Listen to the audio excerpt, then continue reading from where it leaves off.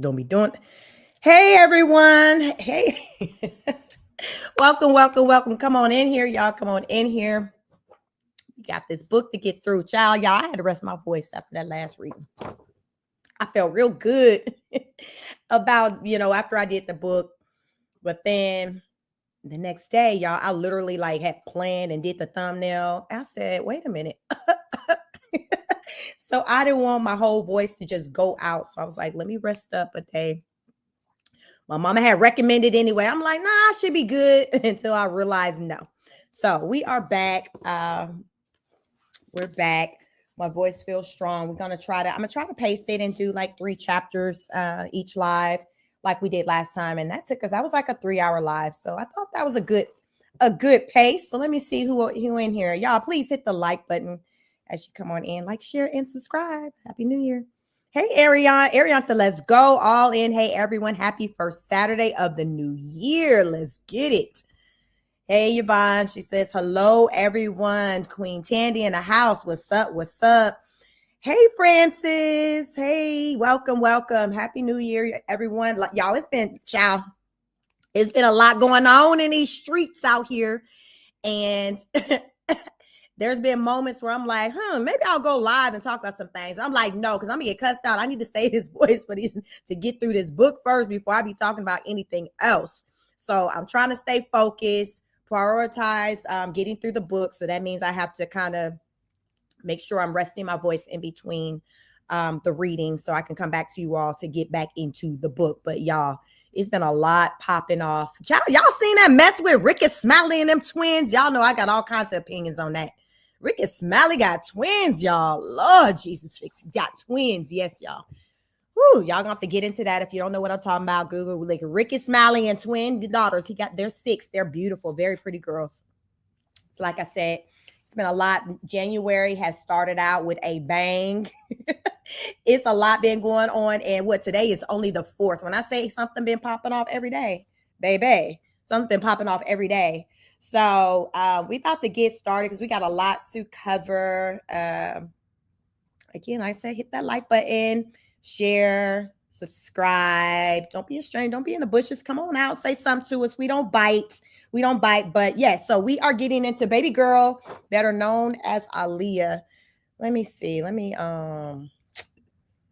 on. Let me get my Amazon link is. Let me see.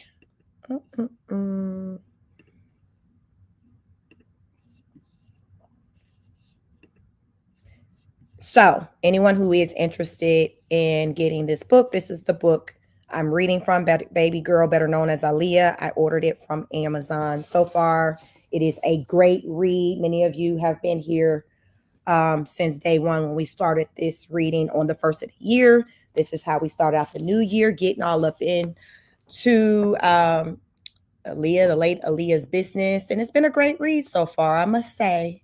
I've been enjoying this book, and many of you have the same sentiment. So we are on chapter 4, called Tabula Rasa. Tabula Rasa. Quote, it was really like Aaliyah kind of got villainized somehow. So that was a quote from Jomo Hankerson, and it was a V103 interview in 2014. Jomo Hankerson, I think that's Aaliyah's cousin. I don't know who he is. Jomo, I think that's a cousin. Because remember, her uncle was the one who was managing her. And I think Jomo was his son. So I think that's who, made that comment, the son. It might be the one that he had with Diana Ross, maybe.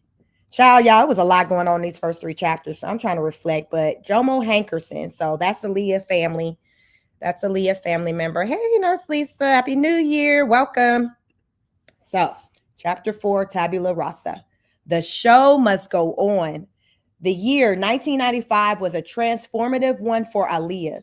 On January 14th, just a few short days before her 16th birthday, she performed at the legendary Apollo Theater.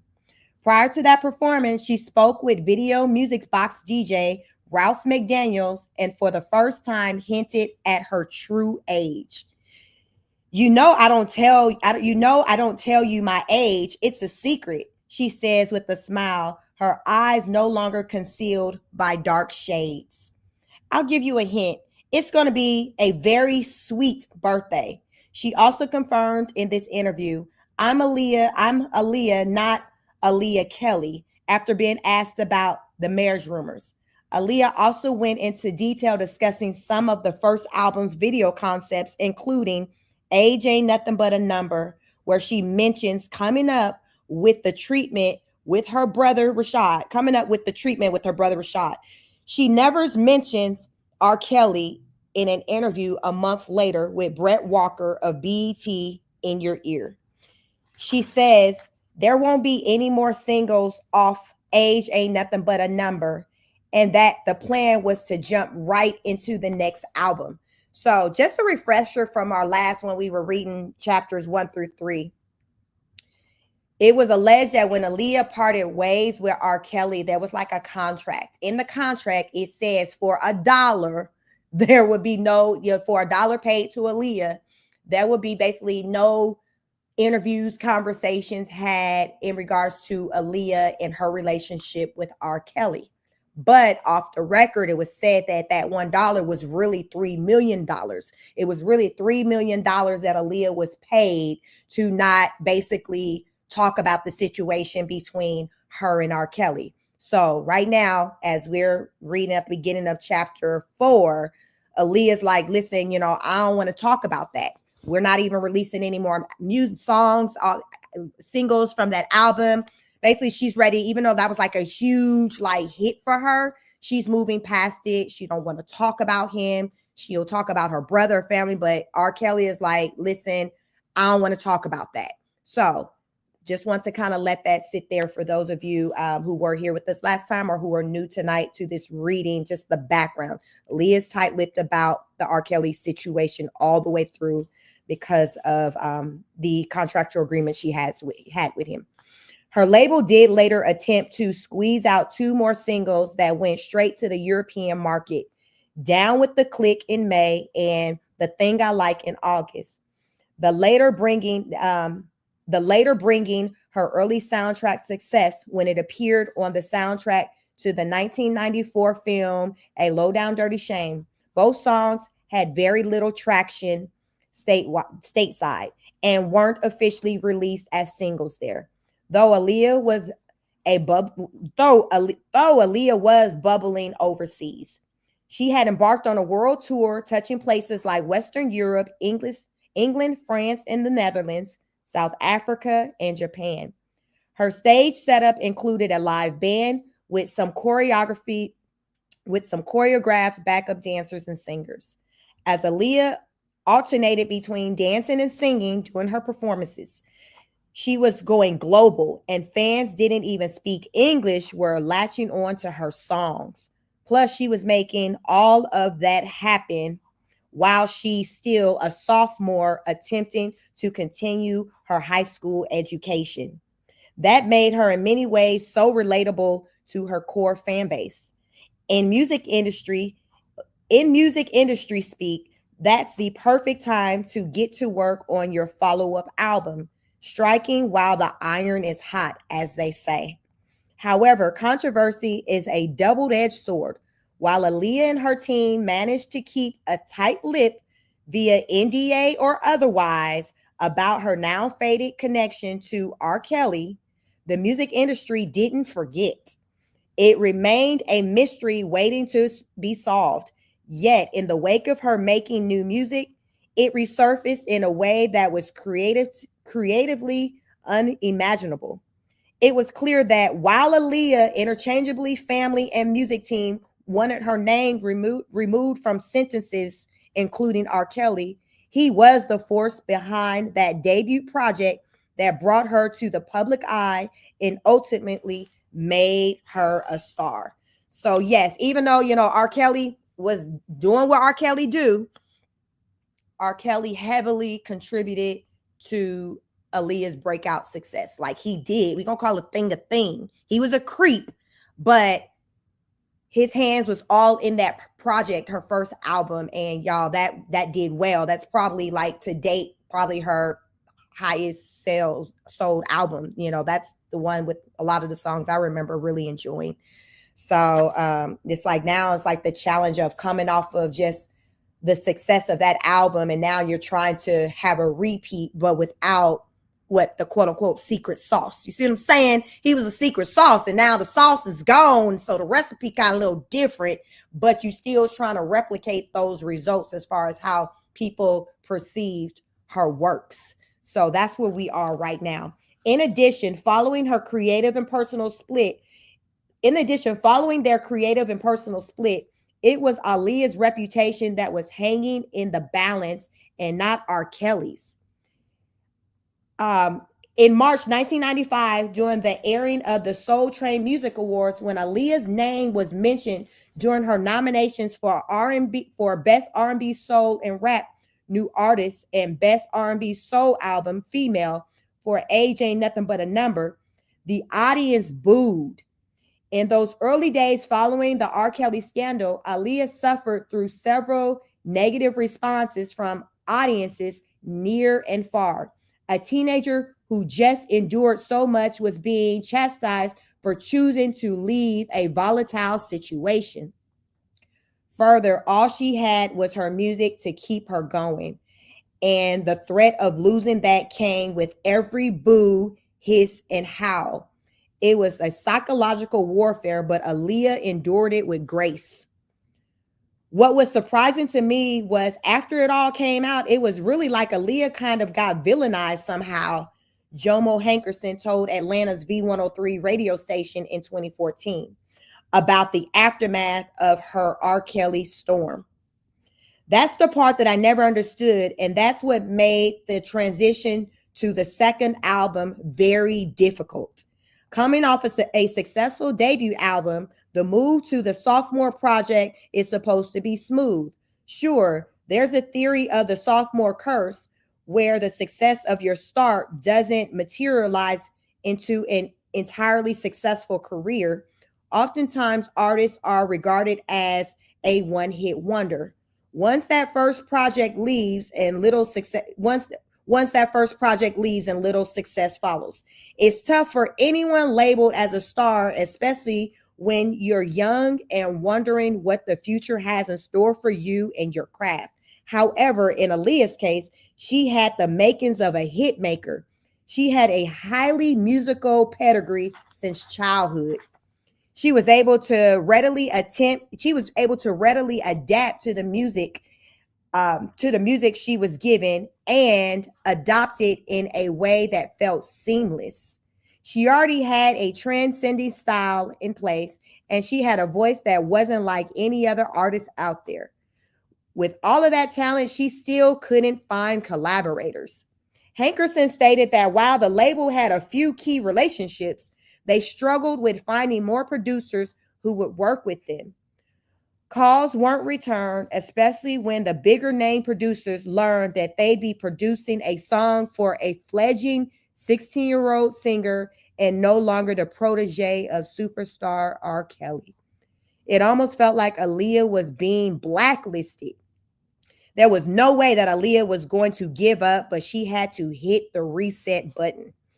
Blackground eventually parted ways with Jive Records, where they let Aaliyah out of her contract through Jive founder Clive Calder in an effort to continue her disassociation from R. Kelly. Geoff Edgars reported on the details of what happened in the Washington Post. In 1994, Hankerson and the Haltons came to Calder's office.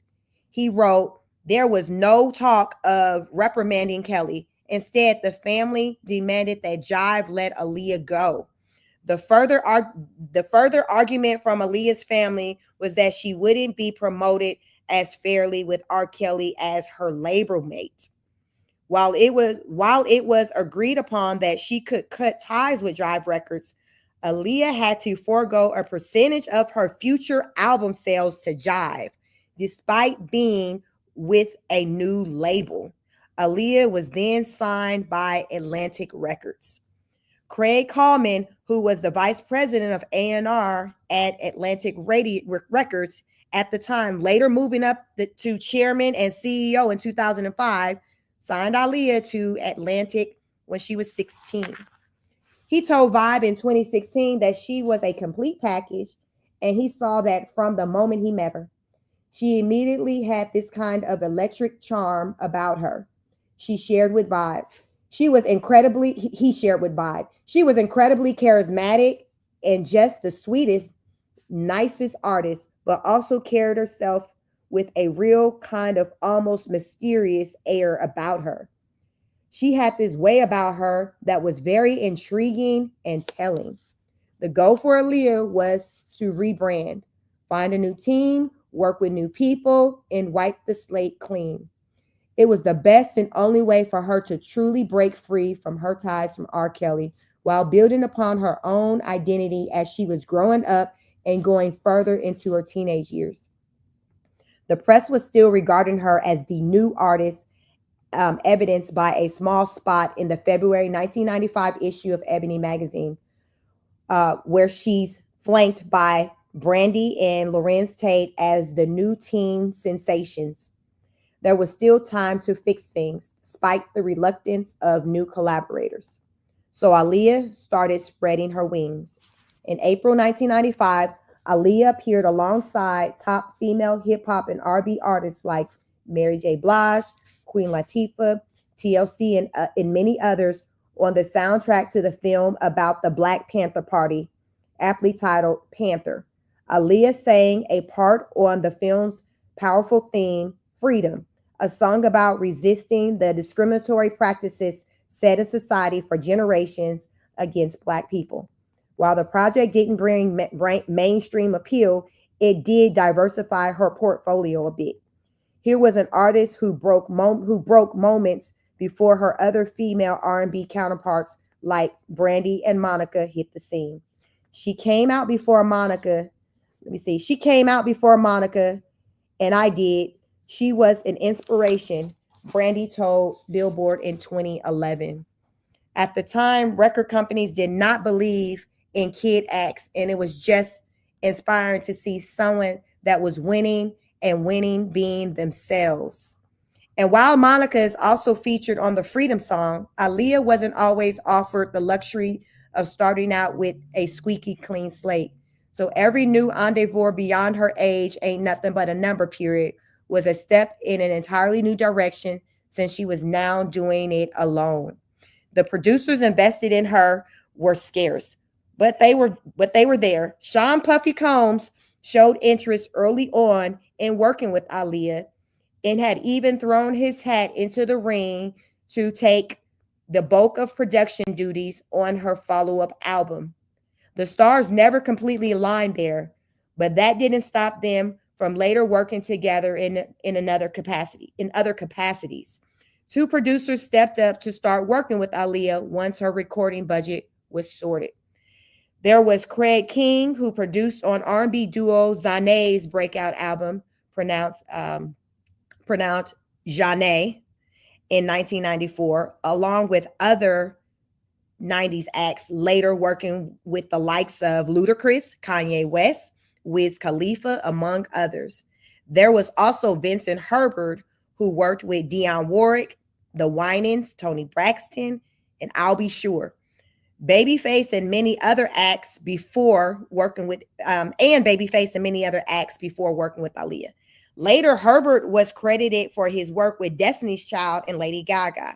He also assisted with later background artists like JoJo.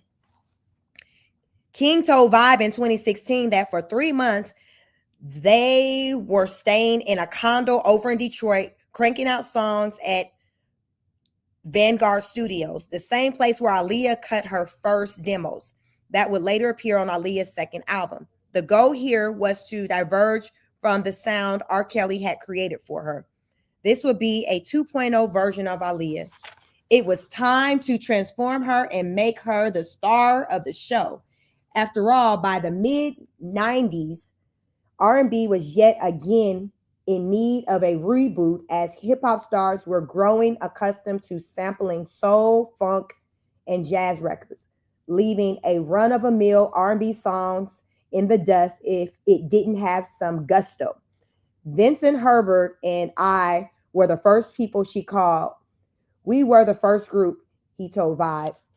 That's why he had so much freedom to go in and create a sound because we didn't have to do a song here and there. They wanted us to go in and build a sound. We built the sound and it was a departure from R. Kelly. When Aaliyah arrived in the studio to work, King had her sing At Your Best with him at the piano to test her range. I turned the lights down. She sat next to me on the stool and she started to play the song. King continued, and I got chills all over my body. Together with Herbert, they recorded 8 songs. 3 made it to the album, with 1 on a Japanese bonus release.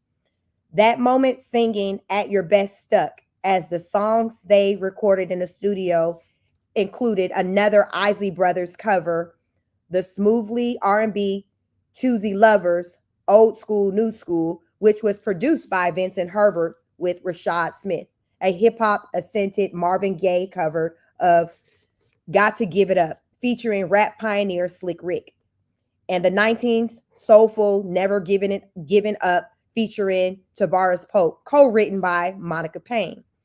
The mid-tempo song No Days Go By made it as a bonus track on the Japanese release, co-written and co-produced by Raji Burrell and co-written by Aaliyah. Aaliyah was then bound for Atlanta with her mother and brother. The Hankersons reached out to Jermaine Dupri, who was already building a movement with his label So So Def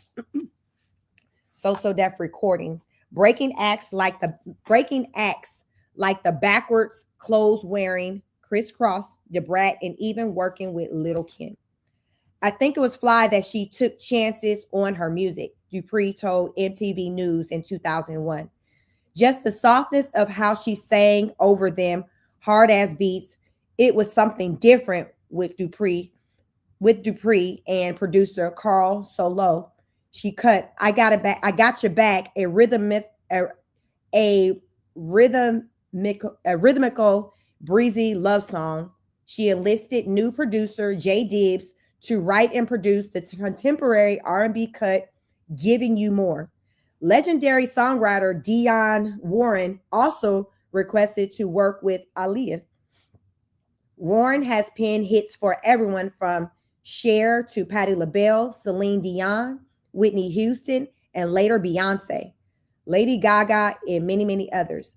I remember really liking Aaliyah and wanting to work with her, she told Vibe in 2016.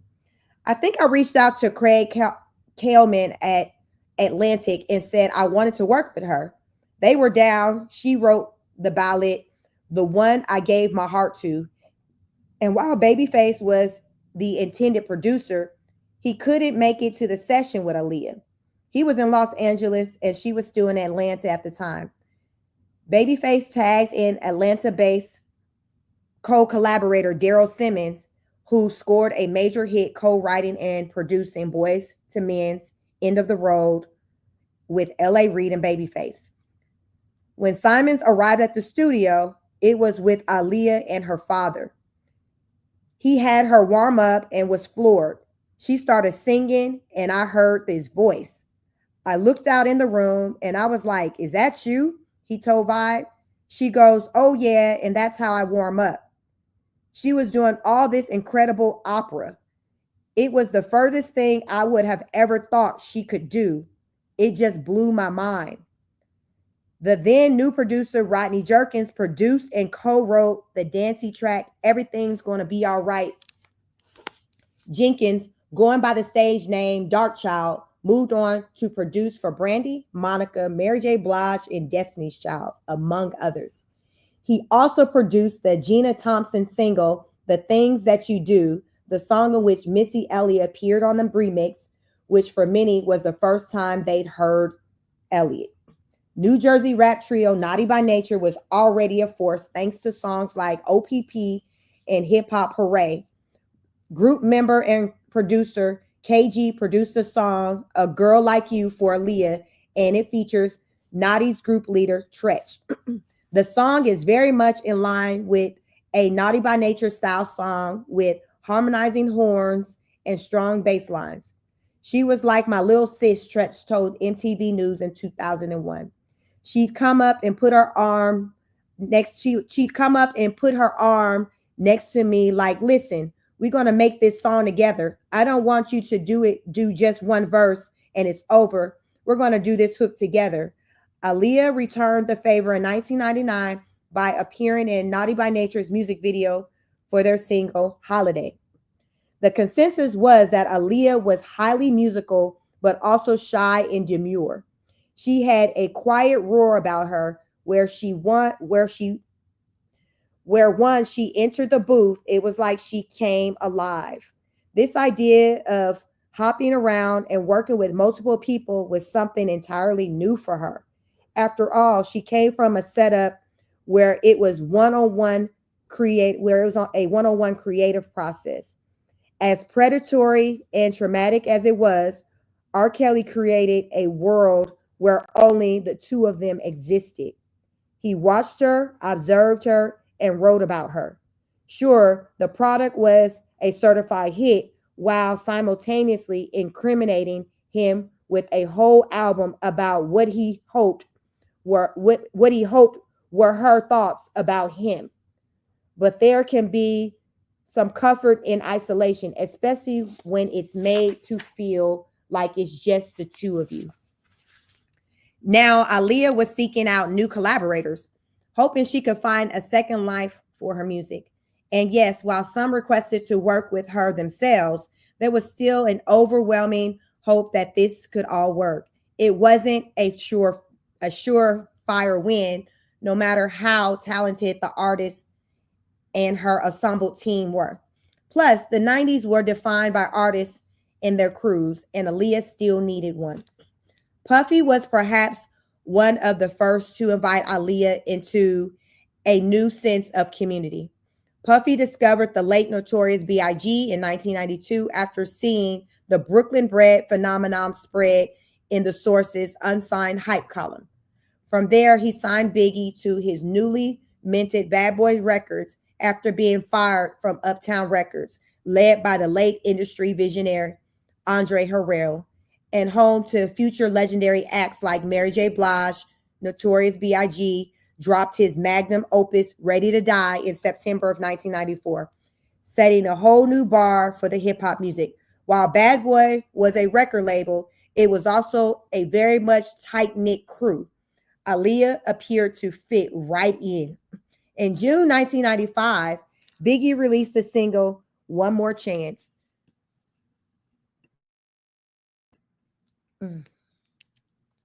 Stay With Me remix, and Aaliyah appears in the video mouthing the chorus alongside other R&B mavens like Mary J. Blige and the hook's actual singer, Biggie's then wife, Faith Evans. Biggie's crew and also Baby Act Junior Mafia released their own project, Conspiracy, in August. And while Faith Evans sings on the album version of their song, I Need You Tonight, it's Aaliyah who sang the hook when the track became a single and appeared in the single's music video. Aaliyah maintained her ties to Bad Boy. In February 1996, Puffy orchestrated a trip to Trinidad to work on the Notorious B.I.G.'s Life After Death, a project that would eventually be released posthumously on March 25th, 1997, as he died on March 9th before the album arrived. On this trip was production collaborative. On this trip was production collective, the Hitmen, who at the time was comprised of Derek D. Dot, Angeletti Steven, which is Stevie J. Jordan, and Nashim Myrick Ron, which is Amin Ra Lawrence, and Carlos, also known as 6 July Brody. The team held up the Caribbean Sound Bassin Studio in Port of Spain to create Biggie's final project with the bonus of them. In addition, 112, Faith Evans, and Aaliyah flew out there to help out on the album. Ironically, R. Kelly appears on the Life After Death song, though he wasn't a part of this now infamous work trip. There was also going to be a trip where Aaliyah was going to cut a few tracks of her own for One in a Million, but time escaped them. We started working together, but we couldn't finish the songs on time. Aaliyah told journalist Michael Gonzalez in November of 1996 issue of Request magazine, the publication printed by former music retailer Sam Goody, I had to leave because I had to go to Atlanta to record with Jermaine Dupri. On the evening of March 9th, 1997, Aaliyah was out partying with Biggie in Los Angeles right before he was murdered. Following his passing, Lil' Kim released a video for her hardcore single, Crush on You, in June 1997. Aaliyah can be seen dancing in the video. On that same album, Aaliyah was featured on the radio edit of Kim's Queen Bee. Prior to that, Kim can be found a year earlier starring in the video for Aaliyah's single, If Your Girl Only Knew, and appeared in the 1997 in the Hot Like Fire video alongside fellow Junior Mafia member Little C's. Since both Junior Mafia and Aaliyah were distributed by Atlantic Records, they were frequently placed together and grew quite close. I always looked at her like my little sister, says Lil' Kim, because we were so opposite. We attracted to each other. We were so opposite. We attracted to each other. I was a sexy hardcore gangstress, and she was the sexy empress with the little edge. We fit together like a hand in a glove. Another Puffy affiliate made her way into Aaliyah's world and changed the course of Aaliyah's career with the help of some super friends. In 1989, a local artist in Portsmouth, Virginia, named Melissa Elliott formed a girl group with some friends from her high school.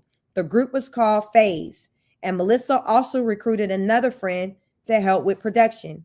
His name was Timothy Mosley, a Norfolk, Virginia native, DJing under the name DJ Timmy Tim.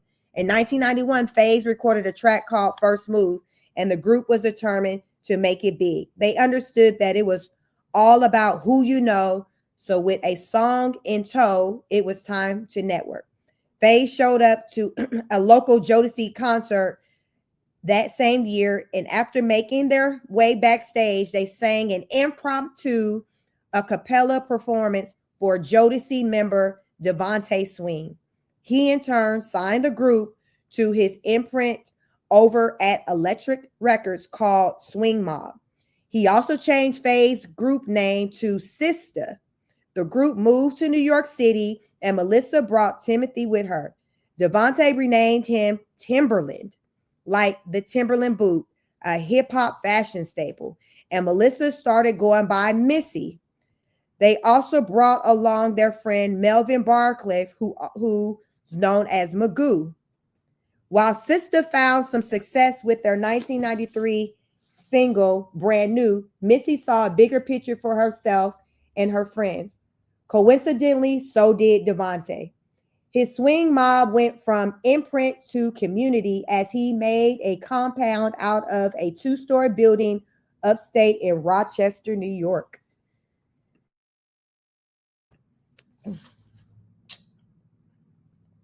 Let me see. Where about 20 creatives all hold up to the music. They started calling themselves the Basement Crew. In that crew, Missy, Timberland, Magoo, singer Tweet, as part of the group Sugar, genuine veteran recording engineer Jimmy Douglas, and R&B player, which included the late Static Major, among others. It started as something fun and organic where artists could come together and really become a creative force for 2 years. The Basement spent years on end every day writing and producing songs. Their collaborative mission was Jodeci's third album, 1995's The Show, The After Party, The Hotel. Devontae took most of the writing credits on the project despite it being a team effort, though both Missy and Timberland received co-writing credits on just a few songs. Missy on S-More, and Timberland on Bring On the Funk and Time and Place. The process to even have their uncredited work appear on the album was strict. It was orchestrated like a battle royale where Devontae would instruct people to write either alone or in groups, competition style, and he would select whichever songs he liked best. It was intense, highly competitive, and also traumatic. Timberland's 2016 memoir, The Emperor of Sound, tells a whole different side of the basement, filled with behavior that was borderline torture, where Devontae created an aggressively competitive world for all of the artists. We would go for days without eating, Timberland said in his memoir. We would be woke up in the middle of the night to run crazy errands. We were knocked around, kicked around, and beat down. Their access to the outside world was limited, almost like prison. It was nothing short of abusive, where the end result was not even getting to grow as a credited musician. Artists like Genuine and Magoo have spoken differently of their experience over the years. They speak of the hard work and the sport of it all, where writing a song in the fastest time was more of a lesson in speed than inducing anxiety, though Genuine has compared it to the boot camp style of Death Row Records, which operated under a venomous Suge Knight.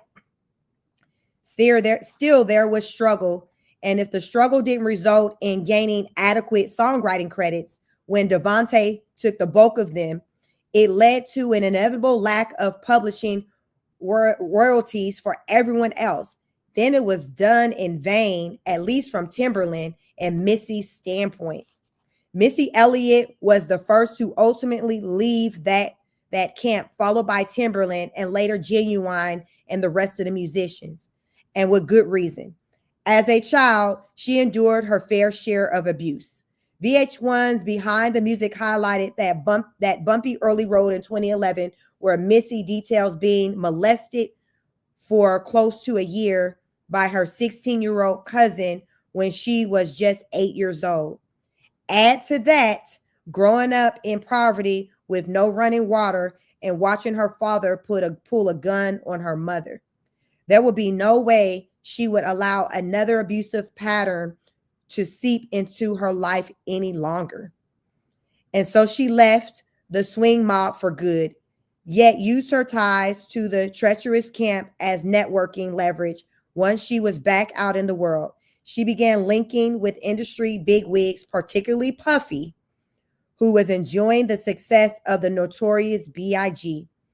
following the release of his aforementioned Bad Boy Records debut album, Ready to Die. They also shared a mutual friend, Mary J. Blige, Puffy's former artist at an Uptown Records, as Missy was present during Mary's studio sessions for her sophomore album, 1994, My Life. Mary was in a relationship with Casey Haley, Devontae's groupmate from Jodeci. Through her reputation for stellar songwriting and artistry, Missy was able to grab a handful of opportunities like singing backup and on the hook to MC Light's Cold Rock the Party off her fifth studio album, 1996, Bad As I Wanna Be, and grabbing a guest feature on the aforementioned Bad Boy remix to R&B singer Gina Thompson's single, The Things That You Do. Meanwhile, the Basement Crew fell apart shortly after Missy Elliott departed. That wouldn't be the last time the lineup would work together. Missy, Timberland, Magoo, and Playa reassembled as a crew later known as the Super Friends, releasing music for Genuine, Steel, and even Tweet. Though once leaving the trauma of Swing Mob, their collective and individual careers hung in the balance. They managed to cut some tracks for Genuine Upstate using the song Pony as the centerpiece for their soon-to-be definitive sound. As he drove away from the Rochester ruins of Swing Mob with Genuine's masters in tow and no deal in sight, engineer Jimmy Douglas was struck with hope once he heard Missy on the studio, once he heard Missy on the studio on that Gina Thompson song, one of their own escaped the madness and still made it. Douglas managed to secure a deal for Genuine with Sony, and so the team regrouped in Ithaca, New York. To start creating what would become Genuine's 1996 debut album, Genuine, The Bachelor. In the midst of recording that project, the team caught wind that Aaliyah was searching for new producers to work with. The songs previously recorded for the album were great, but she needed her own sound, one where if you close your eyes and heard it, you'd be able to instantly recognize that it was her. That would be the thing to truly push her into icon territory. Craig Kallman was on the hunt. I really just started meeting with tons and tons of new songwriters and producers, just looking for someone creative that had their own spin on things. Kallman recalled to Vibe. And one day, this kid came in. It was Timberland. He played beats for Kallman and he was blown away. He phoned Aaliyah and told her about this new producer on the scene. There was even a songwriter to match, Missy Elliott. Timberland and Missy sent over a demo track that she and Timberland had worked on called Sugar and Spice, a song written and produced by Missy and Timberland, with the reference track recorded by Tweet and her group Sugar. The song also appeared on the Basement's first mixtape, recorded during their tenure at the Swing Mom compound. When the track landed in Jomo and Barry Hankerson's hands, they weren't too keen on the song for Aaliyah's next project. They felt like the song sounded too kiddie and unfit for what was going to be Aaliyah's first post-R. Kelly debut.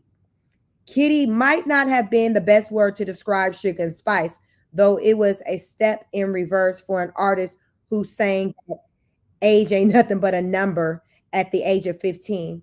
While the track boasted some innocence in the lyrics, as Sugar cooed that they were sweet like sugar and spice and everything nice, one aspect that managed to stick out was the intricate beat. It was an alarm of what was happening in R&B sound around 1995. Fragments of soon-to-be bygone New Jack City swing era. Though it was mixed with soul, a little funk, and then this unorthodox triple beat pattern, it was the beginning of Timberland's soon-to-be notorious style of beat making, though in its rough early stages. When Jomo passed the track off to Aaliyah, he had no real thought of where that track would go or any real intentions of it. Again, it was too kiddie for his liking. Aaliyah, however, loved it. Up until this point, she lacked any real control over her own musical destiny. She started under the tutelage of her uncle and then quickly moved over to R. Kelly. Decisions were made for her, and while she showed no reluctance in acquiescing, this sophomore album was going to be the proof that she was fine without the watchful eye of her former mentor. Yes, age ain't nothing but a number gave Aaliyah her start, but this time around had to be different. She had nothing to lose and everything to gain by turning her situation around and showing who she was as a solo star. So Aaliyah made her first real artistic call and advised her uncle and cousin that she wanted to work with Timberland and Missy. They listened to her. Everyone got a phone call where Aaliyah told Missy and Tim her artistic vision. She was known for this street appeal, but she wanted to add a sexier vibe to her art now. She was no longer 14 years old, having songs written for her about overly mature indiscretions. There was ample room where she could spread her wings a bit and tread into grown territory, now that she was nearing a more appropriate age for it. She requested that Timberland and Missy travel to Detroit to meet with her. Craig Kallman also urged that the two head out to Detroit for this fateful meeting. So Missy and Timberland agreed, and were on their way, but kept it all under wraps until they actually landed the gig. They were knee deep in recording a debut project for Genuine, but they hit the pause button once the Aaliyah opportunity arose. Here we are, here we all are in this isolated studio up in Ithaca, and then Missy is out doing whatever. And then Tim had to go away to do something that Missy had for him, Jimmy Douglas recalls. And apparently they went to Detroit and cut a record. He was correct, but there was a bigger goal at the heart of the trip: to head out to Detroit and figure out if they were going to be the production team that Aaliyah needed in her corner for her next album. They were testing us out to see if we could make a hit record for Aaliyah, Missy told The Fader in 2011, because she was coming off a project with R. Kelly, and I guess they wanted to try some new producers. For all intents and purposes, Aaliyah was a big star and Missy and Tim were still new. We was kind of nervous because we hadn't done records for any artists of that caliber, Missy continued. But when we first met her, she treated us like she knew us for years, like we grew up with her. She was always very sweet, always smiling, and she made us feel like we was big producers when we didn't have no record out. Even coming off a big album, she never once treated us like we were beneath her. The reality was that Aaliyah, Timberland, and Missy were all expats from the previous worlds. Those worlds were very similar. They worked under superstars who later turned out to be abusers. And when they disengaged, there was a question of whether or not they could get their careers to continue without those very people who originally helped guide them. It was a fair enough question, though the mutual bravery of escaping their past and still taking that risk to leap into the unknown future made this new union a community of commonality, but also one where Aaliyah was finally in the driver's seat. She had been down this road before, knew the ropes already, and could navigate from a position of confidence and experience over her previous constant journey of learning. She was also growing up, now 16. She was also growing up, now 16, and learning the value of her own choices. And she also chose this team to guide her into the next iteration of her career. Everyone knew that there was a lot riding on this partnership. Whatever Aaliyah did next had to be big, and whatever Timberland and Missy created following the basement had to reflect their genius to the point where you could re-listen to that Jodeci album and recognize their unidentified fingerprints all over it. This kinship was mutually beneficial, but it was also authentic from the start. They all became so close that Tim and Missy affectionately started calling Aaliyah baby girl.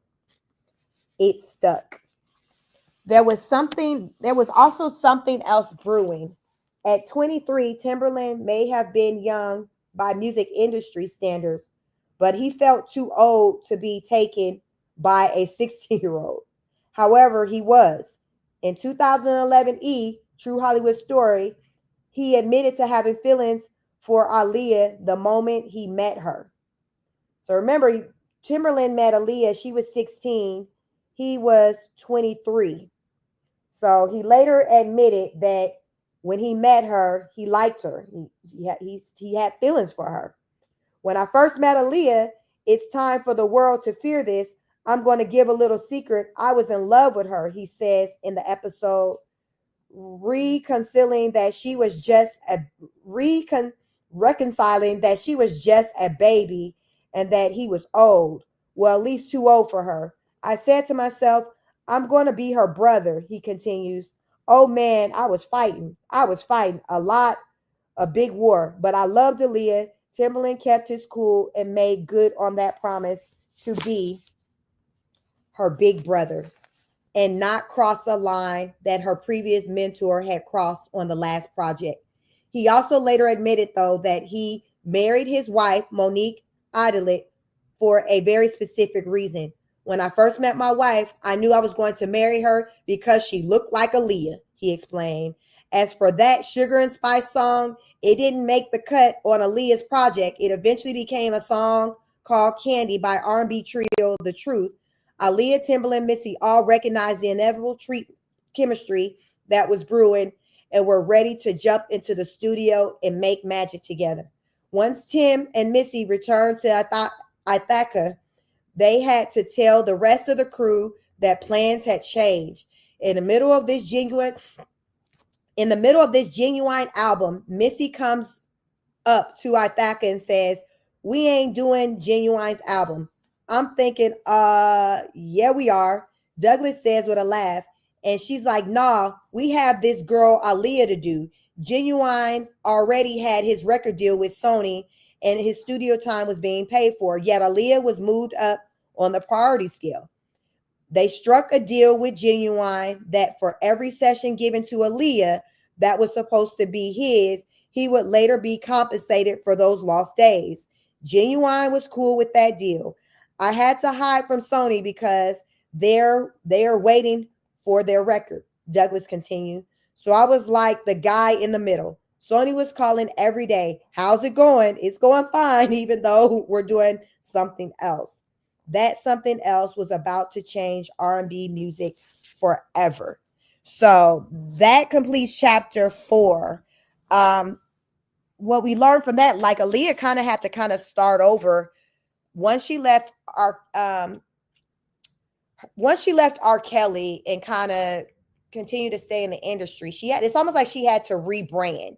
And during that rebranding, you had people who were here for it and people who weren't. Y'all know when people get stuck and they like what they like, people don't really like change. They felt like, okay, well, Leah, your works with R. Kelly was doing what it needed to do. Why we got to change it? We want you to continue to give that great music you were given when you were aligned with R. Kelly. But of course, at that time, a lot of people not knowing what was going on behind the scenes that resulted with her departure from that little situation. Some people was kind of knowing things or speculating, but to most of the people, it was just like an overnight kind of breakup, and people just weren't here for it. But Aaliyah was determined to just rebrand herself, show that she was capable of being an artist, having success without it being controlled by others, whether it was her uncle, whether it was R. Kelly. She was like, "Listen, I am the talent. I am the brand. I got the vocals. I can see anything. Give me a chance. Give me a chance. I'm open to working with new talent," because you all, before with her first album, Age Ain't Nothing But a Number, she only worked with R. Kelly. Like, he wrote, produced, he did everything, held her image, he was her everything on that album. So now that she's working on album 2, she's open for being more involved in the direction that the label is wanting to take her career, have a voice. So that's when, when she was introduced to Timbaland and Missy, even though it seemed like her people in her corner just didn't think, maybe they were the best. Aaliyah was like, "I want to hear them. I like them. Let's see what we can do with this." And based off fast forward to today, or later down the line, we have come to know that was like a best decision ever for her. But the interesting thing I learned, with reading this chapter is I had heard that Timberland kind of had a crush on Aaliyah, but we read that, in an interview, he admitted that when he met Aaliyah at 23, she was 16, he had a crush on her. He liked her. He thought she was cute. So much so that since he knew he couldn't be with her because of the age difference, his wife, the woman who became his wife, he married her, and he said he knew he was going to marry her because she looked like Aaliyah. I need to look up and see what Timberland's wife looked like. I wonder if he's still married to her. But I wonder how long it took for him to tell her that, I only kind of gave you a chance because you look like baby girl, better known as Aaliyah. So I found that to be interesting.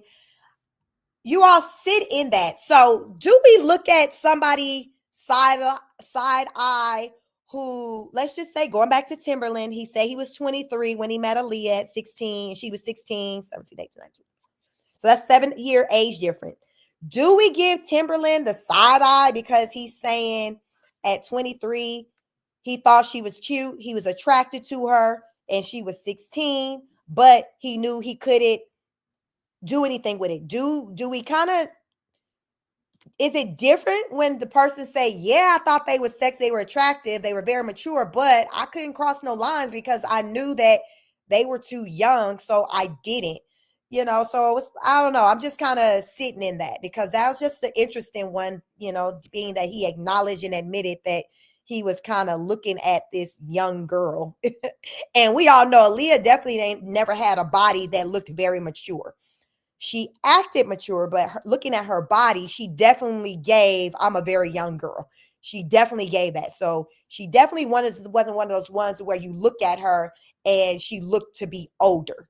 That's not, to me, what Aaliyah ever gave. She did not look to be older. So if anybody who was attracted to her or who did want to risk it all and cross the line, we know that it wasn't like they was fooled because she looked a certain way. No, it seems like Aaliyah had an energy that she's very magnetic. She has this spirit, this magnetic energy to where anybody who she encountered, whether it be man, woman, adult, or child, they just gravitated to her. They gravitated to her, and some people were willing to risk it all, R. Kelly, even though she was a minor. But to me, as everyone speak on Aaliyah, it just seemed like she just had this magnetic energy about her, just this thing to where she didn't create an enemy. She just had a beautiful spirit. That's what I'm getting out of her story. So let me get through some of these comments before we get back into the next the book, the next chapter. Let me rest up some. What's up, Vicky? Welcome. Happy New Year, everybody. Welcome. Francis says, pervert dudes, the way too young. Yes. TNT says, it sucks to be Timberland's wife knowing he only married her because she looks like his crush. All these nasty men lusted after that girl. Maybe her mama shouldn't have said her daughter was sexy at 9. That part. Ariane says, oh my, I just looked up Timberland's wife, Monique, and they have a picture together and her hair is like Aaliyah. I need to look up that. Is he still married to her? Let me see. Timberland wife. We say Monique. Let me see.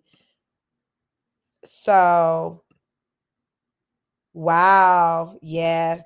So I wonder, like, how long in their relationship did it take for him to tell her that, and how does she feel about that? Because they do resemble. I'm gonna share my screen so you all can see kind of what I'm looking at right now when I went to look up Timberland's wife. So this is Timberland's wife, Monique, and he said that he was attracted to her because she looked like Aaliyah, and that's why he kind of took the relationship further, which eventually led to marriage. She does look like Aaliyah. Look at her. She's pretty, but she does. Wow.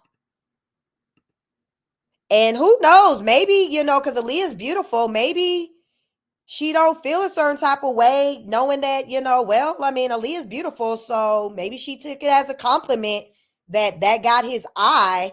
But of course, to make the relationship work, it's going to have to be, personality, connection, and all of that. So, wow, that's an interesting one. That is an interesting one. But as we've seen that Aaliyah I heard, like I said, allegedly, I heard Missy Elliott even had a crush on Aaliyah. I heard that one too.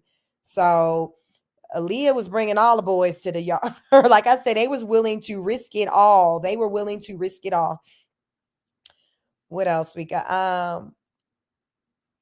TNT says, I saw that interview with Timberland back when it premiered, and yes, his wife favored Aaliyah big time. Francis says, it's crazy how many men like teenage girls. It's disgusting because I remember being young and I hated when grown men would flirt with me. Yes, me too. Yeah, that's just, I don't know. I think probably most young girls probably don't really like that. I know just when I was in my early 20s, not even liking that, let alone even like a teenager. And I always had like a very, like how Aaliyah, very small frame, not overly developed. Like that's pretty much kind of how my body was.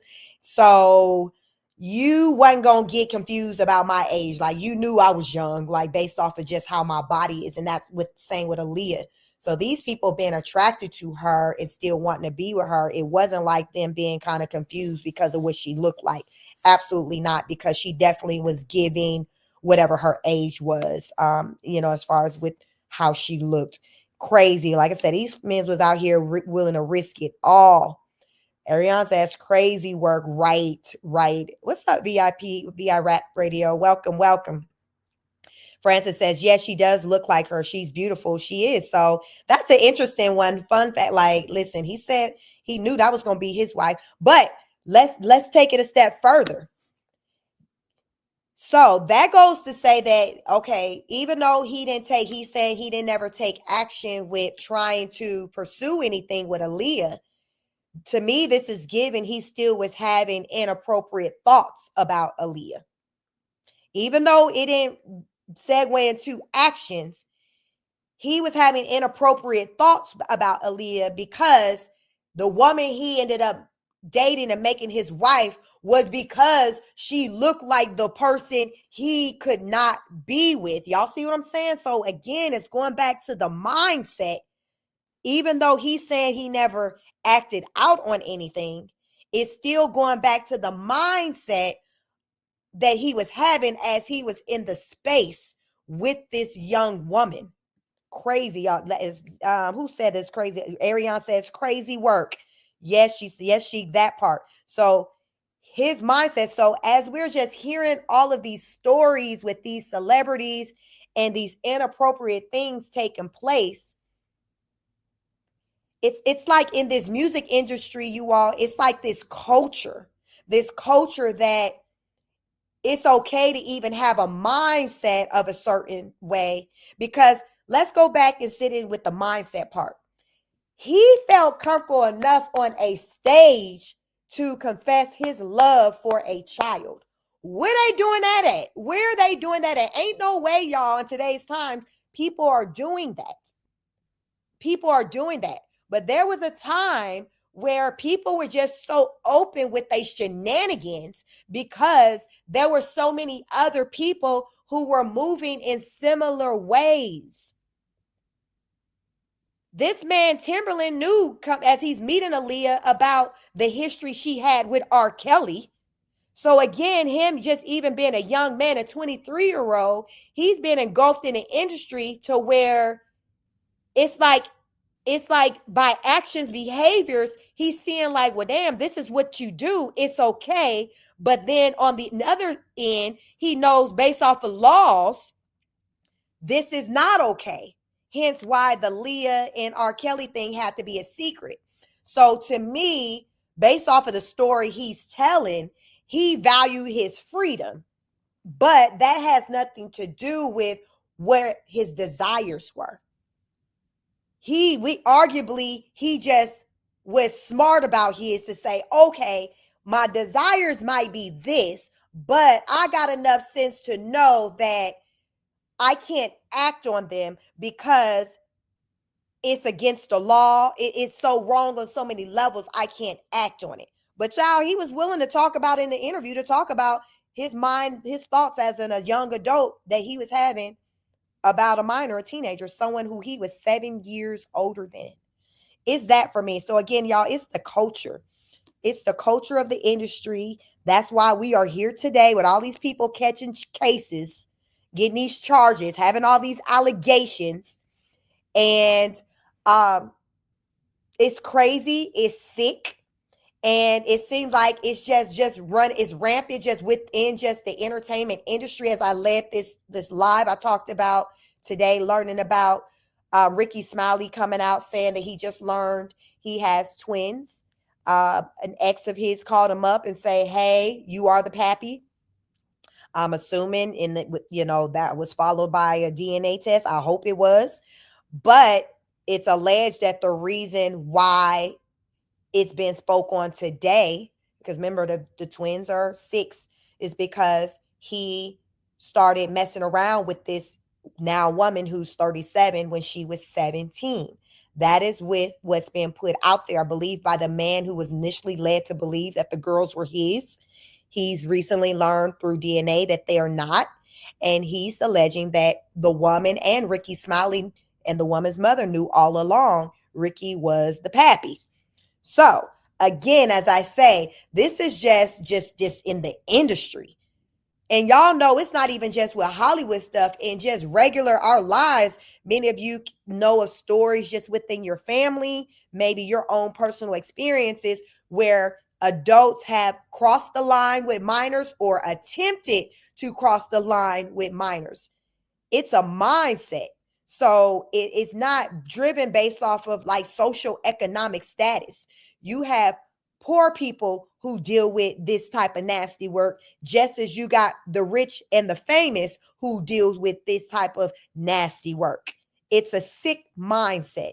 And that's why that's what we're talking about, and why I really want to get into her story, because it's very fitting for what's going on today. And like I said, she was the very first person who I heard of allegedly at the time, it being alleged having an involvement with an adult, with a grown man, having an inappropriate relationship with a grown man. That was the first case that I'd ever heard of. Some of you may have heard of other cases, but for me, growing up in the 90s, being a teenager in the 90s, that was the first time for me. And then from there, child, with so many stories, we can't even keep up with them all. Ariane says, everybody caught up for the love of the money. Yeah, for the love of the money, y'all. But thank y'all for being here with me tonight. We are going to get into chapter 5. Chapter 5, 1 in a million, chapter 5. Make sure have y'all hit the like button. I haven't been watching my likes.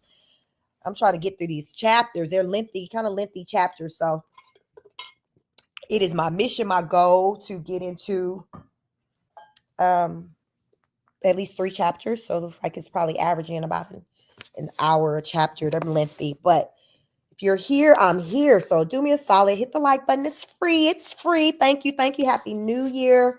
This is Aaliyah's story. Chapter 5, 1 in a million. Aaliyah is going to show you how to turn this mother out.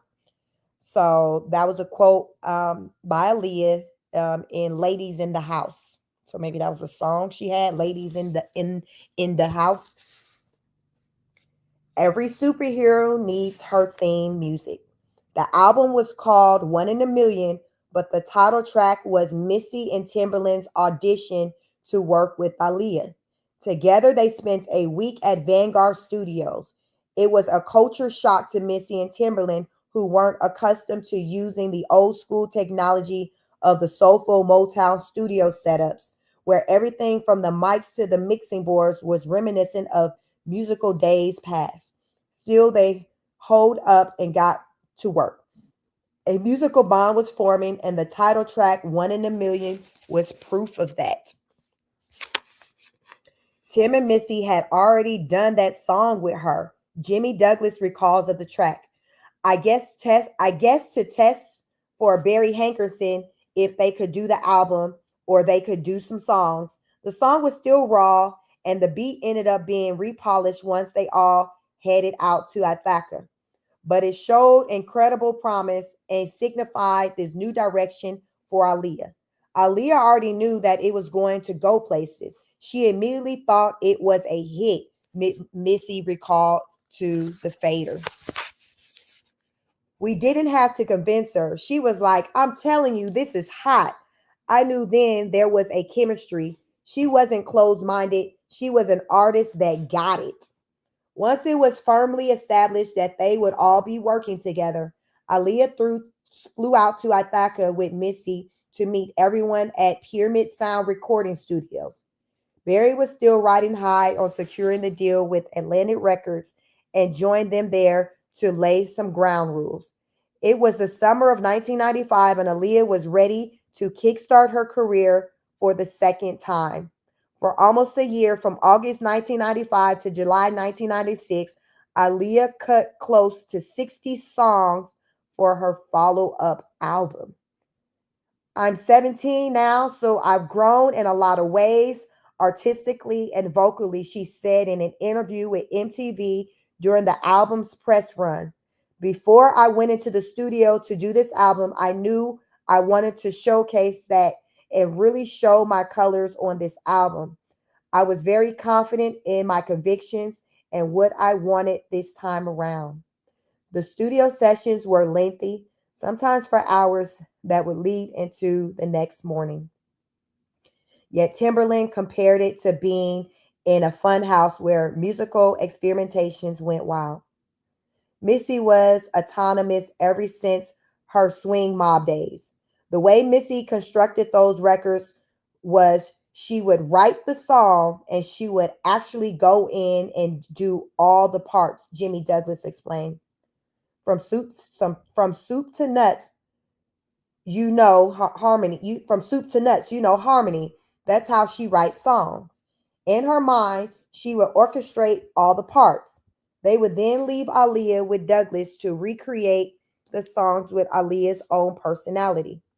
They would let me kind of reconstruct what they had done with Aaliyah, he continues. And Aaliyah was fine with that. We would listen track for track and just replace until it was the same arrangement, except that it was Aaliyah's interpretation.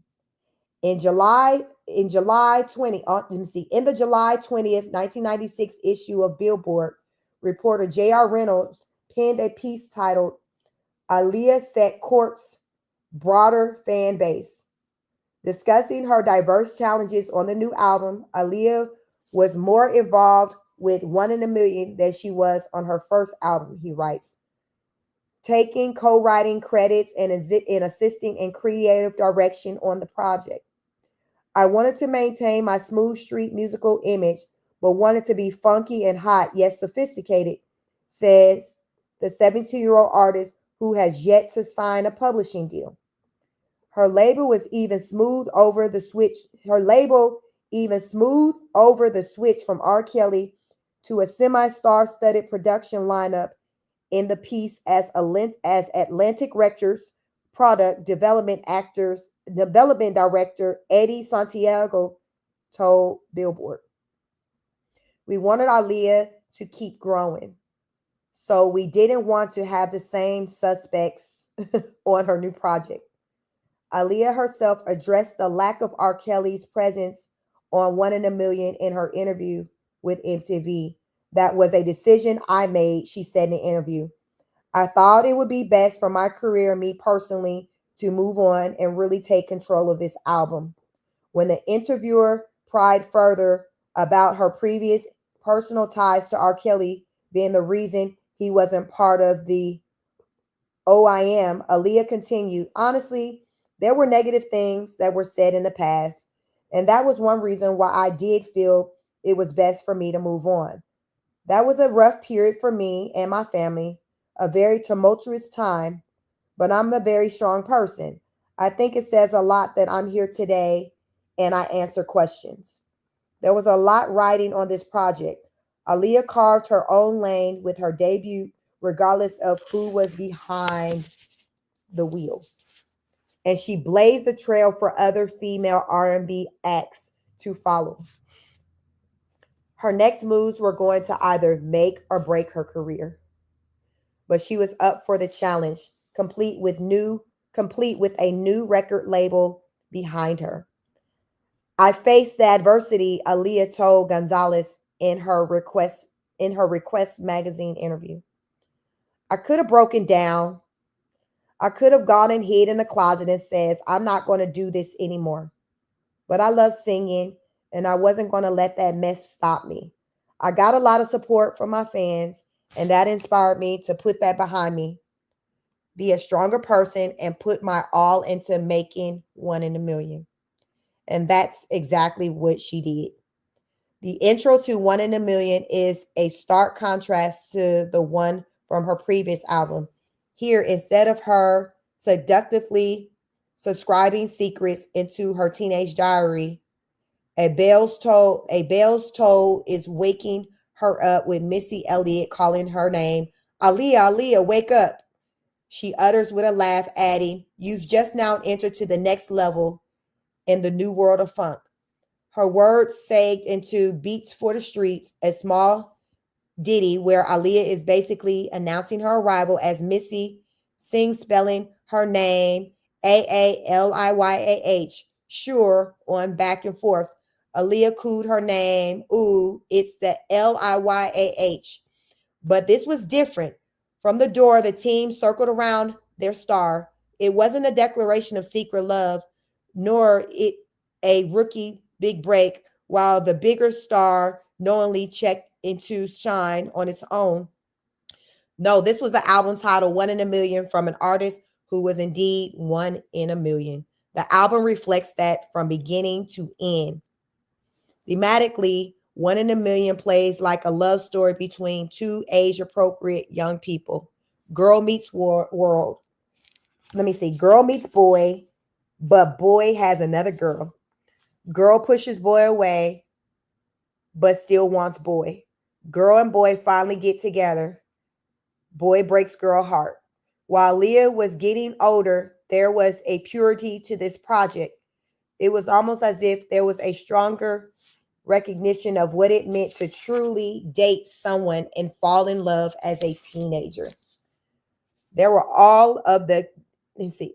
There were all of the key elements there, from love to heartache, that was poorly inserted into her debut. And let me see, as it was layered with secrets and misbehaving behind closed doors. Here, those doors were flung open, and the world had begun to see the angelic magic of Baby Girl. The first taste of the project came in July 1996 when the lead single "If Your Girlie Knew" was released. The song is equal parts electronic and funky with hints of rock thanks to the warped bass guitar licks. Timberland's deep, impactful voice handled the ad libs like they're their own bass lines, while Aaliyah harmonizes over him. The song isn't directly about taking another woman's man, it's about criticizing a man for having a woman while trying to land another one, even though the other woman is into him. There's an underlying innocence to the song while still remaining flirty and self empowered. I bet you like what you see, Aaliyah sings. It's easy to get with me. The music video, released July 8, 1996, director Joseph Kahn stuck to the same monographic alternation aesthetic from her last album's visuals. They were a cool aspect that made sense. In the video, a motorcycle gang pulling up to the club. Aaliyah hops off the back of Genuine's motorcycle, gives a pound to her brother Rashad at the door, and enters. The scene is in black and white, while the only ones in color are Aaliyah and the man about to leave his girlfriend, played by Lil Kim. Throughout the video, Aaliyah's eyes are concealed again by dark goggles until towards the end, where she opens them and they're in color, switching from blue to green. Other cameos in the video include Missy, Timberland, and R&B group 702. It was the perfect transition from back and forth into her new era. She didn't look like a completely different person, but the upgrade was evident. Aaliyah was noticeably older and more mature, her hair longer and her clothes more fitted, while still bearing her midriff and maintaining that tomboy chic look that she first arrived in. The song eventually reached number one on Billboard's Hot R&B Hip Hop Songs chart, but was a slow burn. It was perhaps due to all the bubbling acts simultaneously circling that year. A month later, One in a Million dropped on August 27, 1996. The cover was shot by photographer Mark Baptiste, who met Aaliyah prior to shoot her for what would be 17 magazine in January 1997 cover. Baptiste got a call back to meet with Aaliyah and her family to discuss the album's cover concept. She was very focused, Baptiste told Vibe. She knew exactly what she wanted, how she wanted it. They shot the cover in the Canal Street subway train station in New York City, moving over to the then rugged Brooklyn neighborhood of Dumbo. The front cover is Aaliyah in a leather motorcycle style jumpsuit, perched up against a subway station, framed with her album title embossed on the pillar she's leaning against. The album is credited as executive produced by Jomo and Barry Hankerson, her father, Michael Halton, and Craig Coleman. In her thank you, she thanks her family, friends, and fans who supported me. In her thanks to her, family, friends, and fans who supported me when the skies were not as clear as they are now. She even wrote a song to her fans on the project, a short outro track called Came to Give Love, which was produced and features Timberland. One in a Million debuted at number 21. Well, One in a Million debuted at number 20 on the Billboard 200. R. Kelly did unfortunately remain a part of the narrative for this album run, mainly due to his sudden disappearance. Kelly had no publicized input on this record, and Aaliyah fares well in his absence.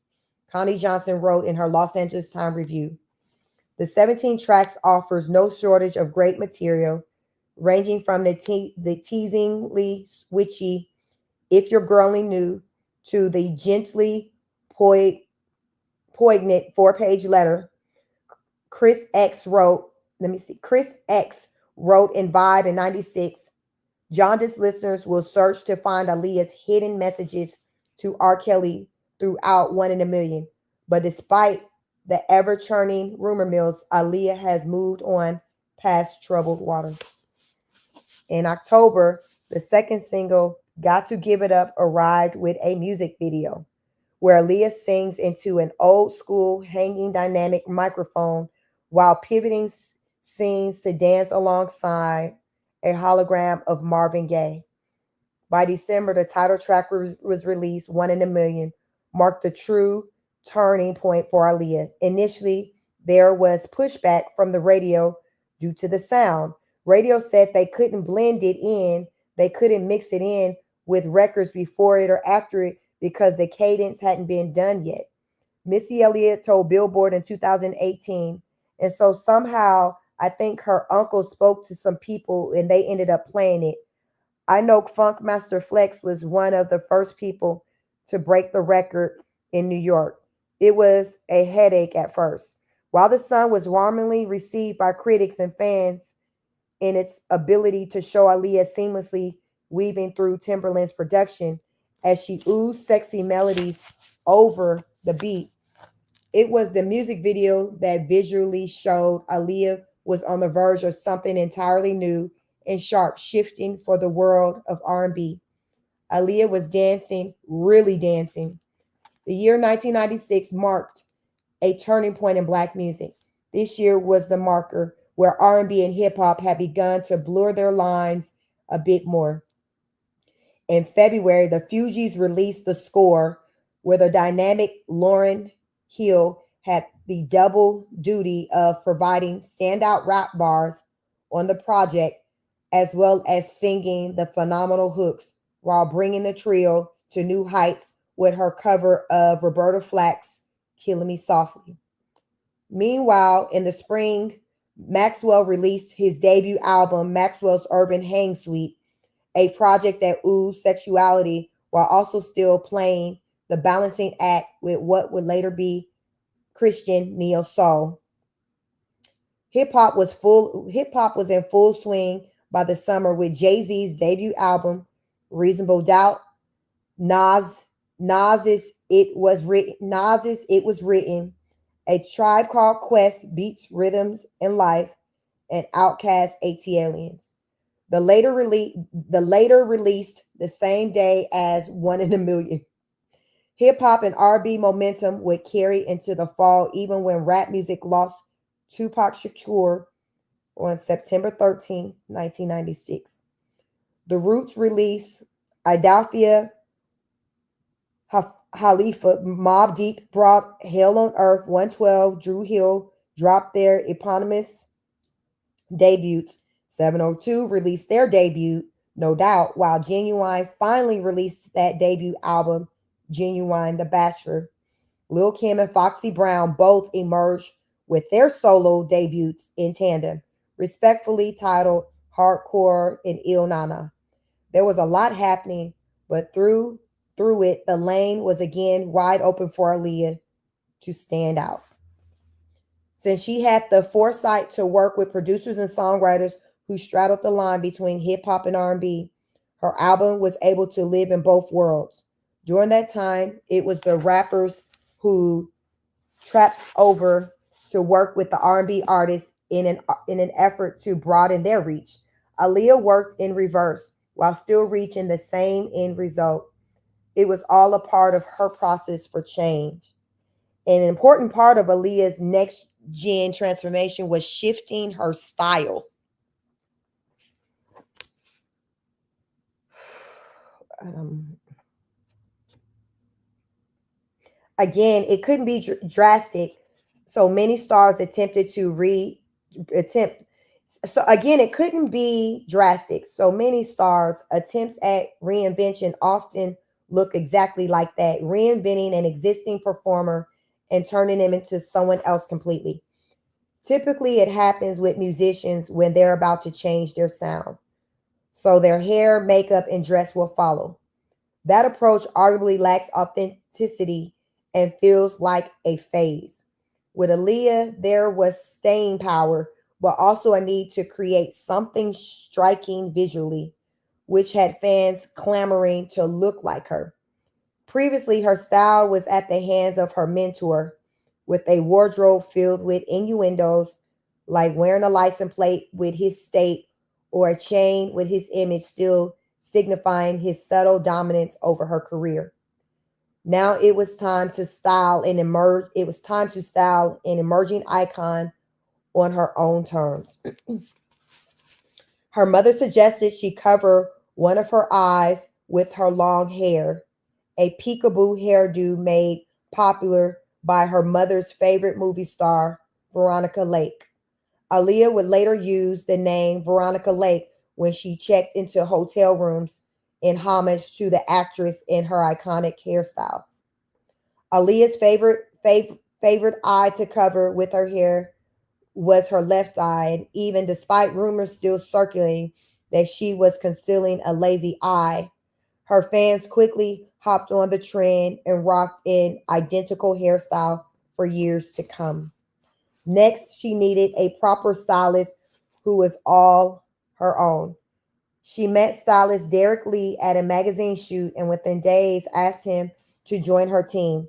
Lee's first major styling came with the One in a Million, admittedly Aaliyah's favorite song on the whole album video, where her evolution was quite clear. Her sunglasses came off, at least partly, only worn to accessorize and no longer hide. Her swooped hairstyle gave her an air of mystery, and in the video, she's wearing a sterling silver motorcycle style eye patch in some scenes, which many felt was a pun on the rumors that she was hiding a lazy eye under her hair and her shades.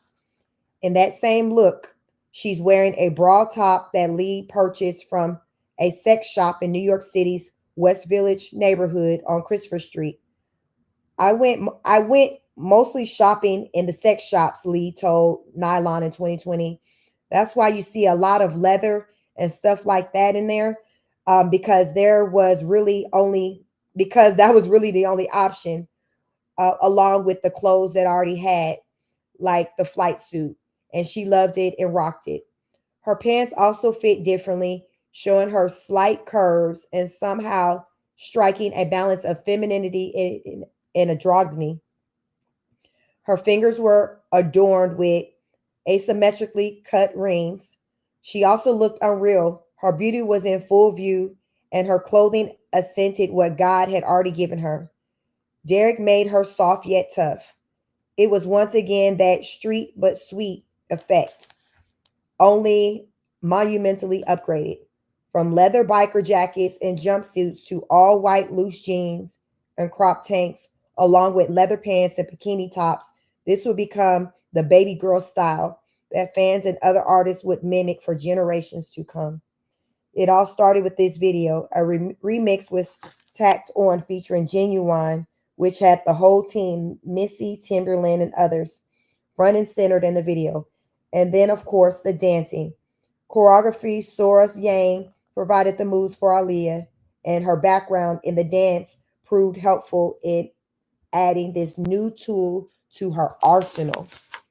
It was all coming together masterfully as Aaliyah was showing herself to be multidimensional and again being able to separate herself from the competition. The director of One in a Million video and its subsequent remix video was Paul Hunter. Hunter had also directed Got to Give It Up, and the two would reconnect years later on We Need a Resolution. The perfect picture came to life. The lights, the cameras, Aaliyah in action. With her new style coming through, new lenses, everything changed. She was coming into her own to the point where when anyone thought of Aaliyah, this was the visual they conjured up. Single releases off the album like the magical four-page letter continued her visual story with the mythical element in her wardrobe to match the video's fairy tale. Once upon a time esque theme. That concept came from Aaliyah's brother Rashad, who wrote a short story about Aaliyah that was sent over to the music video director Daniel Pearl. Pearl, a friend of Barry Hankerson's, worked with Aaliyah as a cinematographer on One in the Millions video and the remix video. They called him for a four-page letter, which became his directorial debut.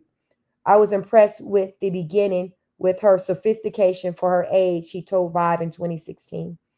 It's a very interesting blend of professionalism and innocence that she possessed that appealed to me. The four-page letter single also had another brother-sister connection, as the B-side, Death of a Player, was a song that Aaliyah wrote together with her brother. When Hot Like Fire was released, she was already 18 and very much leaning into her adulthood. The video is red themed with Aaliyah donning a thin crisscross strap bikini top and red camouflage pants in some scenes while alternating with a fishnet top in the other scenes. In the video, Aaliyah still is styled true to form, and by this point, any diversion would have been a stark contrast to the visual everyone was now used to. She's wearing red camouflage, custom design, 5001 Flavors Clothing Company, along with mismatched Clark Wallabies shoes, which her stylist felt was a nod to her Jamaican heritage, since Clark shoes were big in reggae and dancehall. Her top was plain and tempered the sexy Hot Like Fire motif in the perfect way. Street but sweet, it arrived in tandem with the album's final single, the Diane Warren penned ballad, the one I Gave My Love to Heart, the radio single produced by pop producer Guy Roche. The music video, directed by Darren Grant, was more subdued than the others, but still stylish. The singles penetrated multiple charts. If Your Girl Only Knew topped Billboard's Hot R&B Hip Hop Songs chart, while also hitting number 5 on the Hot Dance Singles Sales chart. One in a Million hit number 1 on the Hot R&B Hip Hop Airplay and number 2 on both the U.S. Dance Club Songs chart and Rhythmic. Both singles were also international successes, along with Hot Like Fire, which reached number 3 on the UK R&B chart, amongst other. Four-Page Letter only reached number 12 on the US R&B and hip hop air charts, but it did reach top 10 on the UK's R&B chart while also charting across Europe. The one I gave my heart to had even more international reach, charting in UK, the Netherlands, Scotland, and New Zealand, while reaching the top 10 here on Billboard's Hot 100. Hot dance singles, hot R&B, hip hop songs, and rhythmic charts. Aaliyah proved she was multifaceted and not your run-of-the-mill act who can only stay in one lane. Her reach was far and wide, and the world was starting to take notice. Aaliyah took the sound that Timberland and Missy were concocting and she ran with it. But what she also did was give it validity. They were on the brink of something, about to change how music would sound for generations to come, but they needed to house it somewhere. Aaliyah was that home. She was the physical embodiment of their style and their musical swag. The piercing of her together with them was indomitable. When Craig Coleman called Aaliyah the perfect package, he wasn't kidding.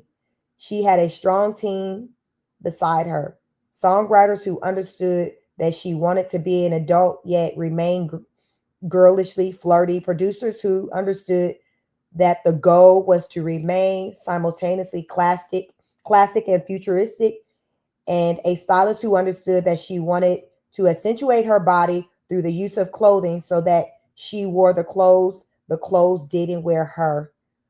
Underneath it all, though, was Aaliyah, the natural born star. It was time for her to officially cross over.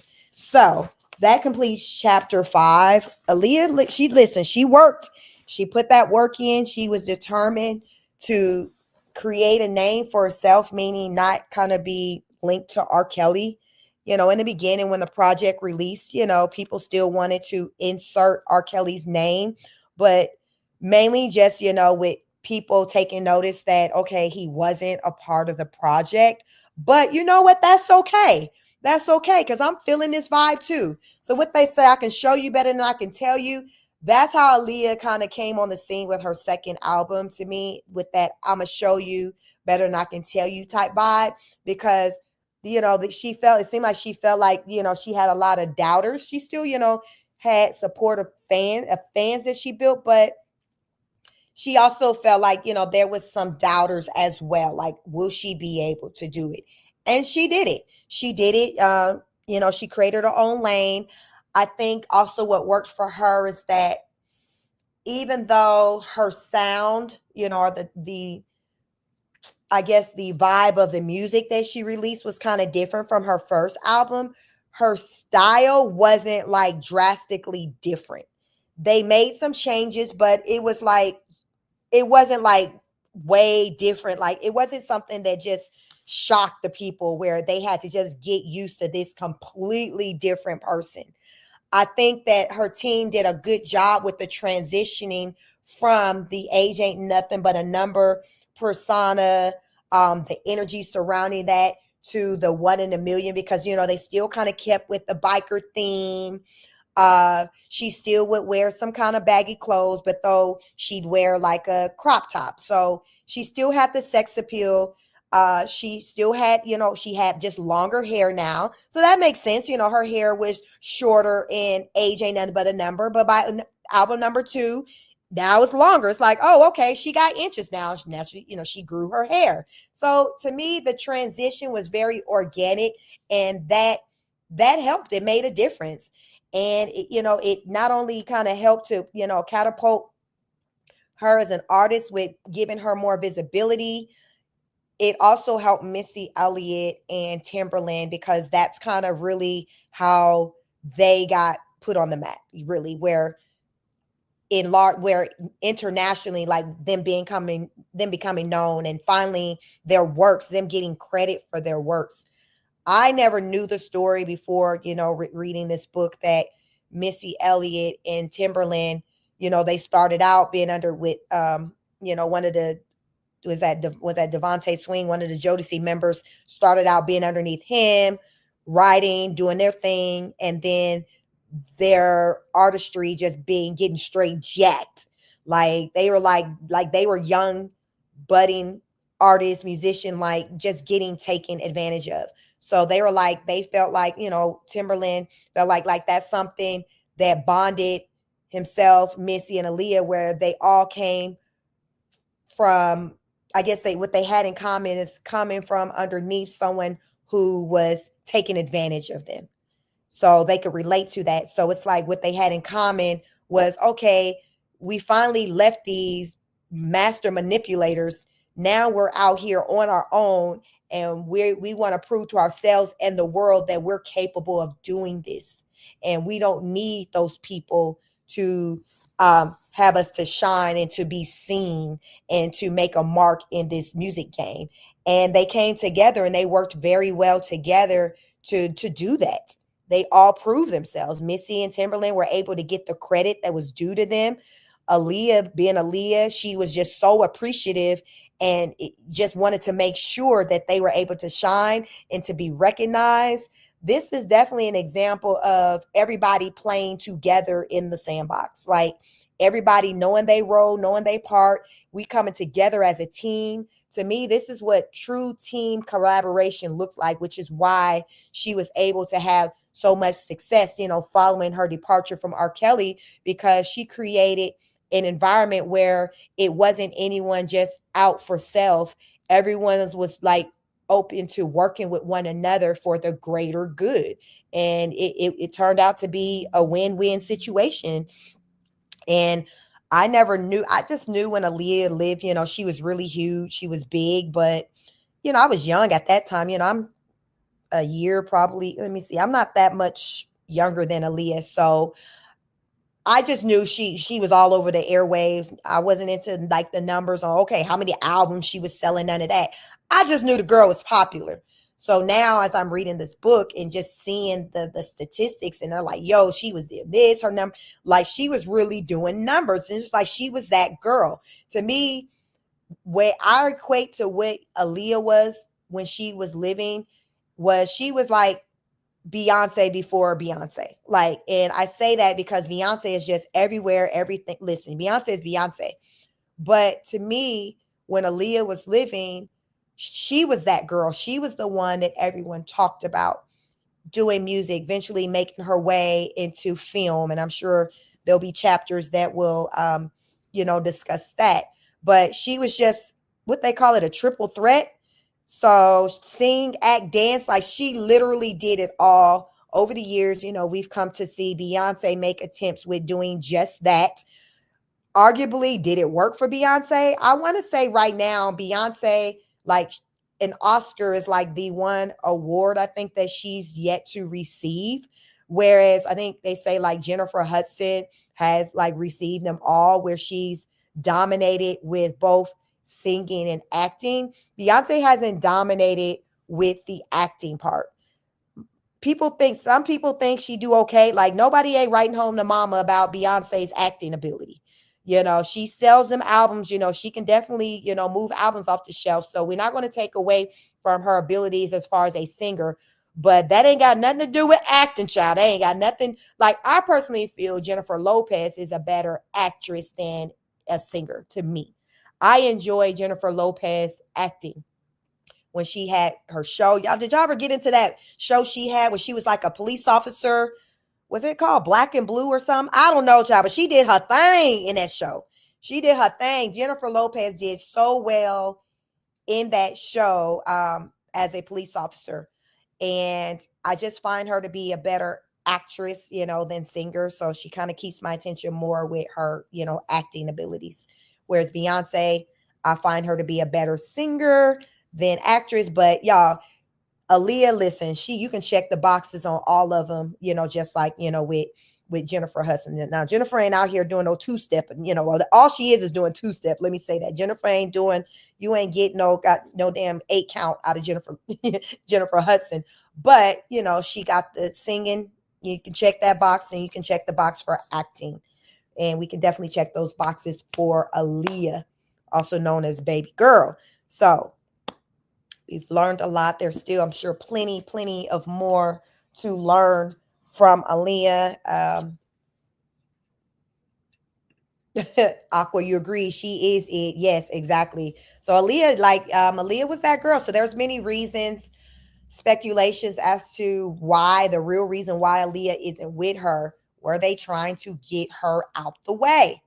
Not in her stories with Jay-Z name being involved in it. Beyonce, because listen, Beyonce wasn't Beyonce until after Aaliyah was gone. Let's just let that sit there. Let that sit there. Would Beyonce be the Beyonce she is today if Aaliyah was still with her? Where do you all think Aaliyah's career might have gone if she was still with us? Because she was literally doing big things up until the day she passed away. Where would she have been? no telling. I think she would have been huge. I personally feel like the way that we view Beyonce, like how big she is, like she Queen Bee. I personally feel like Aaliyah would have had that seat. I'm just saying. Beyonce would have been out here trying to do what she, her 1-2 step. But I just feel like, Aaliyah would have still been that girl because she was just a likable person. It's just like everybody, I've never heard anyone say anything negative about her. Um, they just speak nothing but positivity about her. Everyone always talk about how she always smiled, soft spoken. So, I mean, those are wonderful characteristics. She just sounds like a real people person, And I'm sure that, based off of the other people's experience with her, I don't see, my having any other type of different experience. She made people feel good. That is a marker on how you really are as a person. How do you make people feel? Like, I call it warm and fuzzy. Do people feel warm and fuzzy after an encounter with you? Do people have an experience with you? And that's what it's about. So I lean in a lot of, okay, how do people experience me? Do they feel good coming off of meeting me? And it seems like with Aaliyah, people felt very good with coming off of meeting her. Ariane says, no, it would be Aaliyah and Rihanna, not Beyonce. So yeah, like we can just really talk about like how different things would be if she were still here. Hold on one moment. Let me adjust my heat because I'm getting hot in here. Hold on.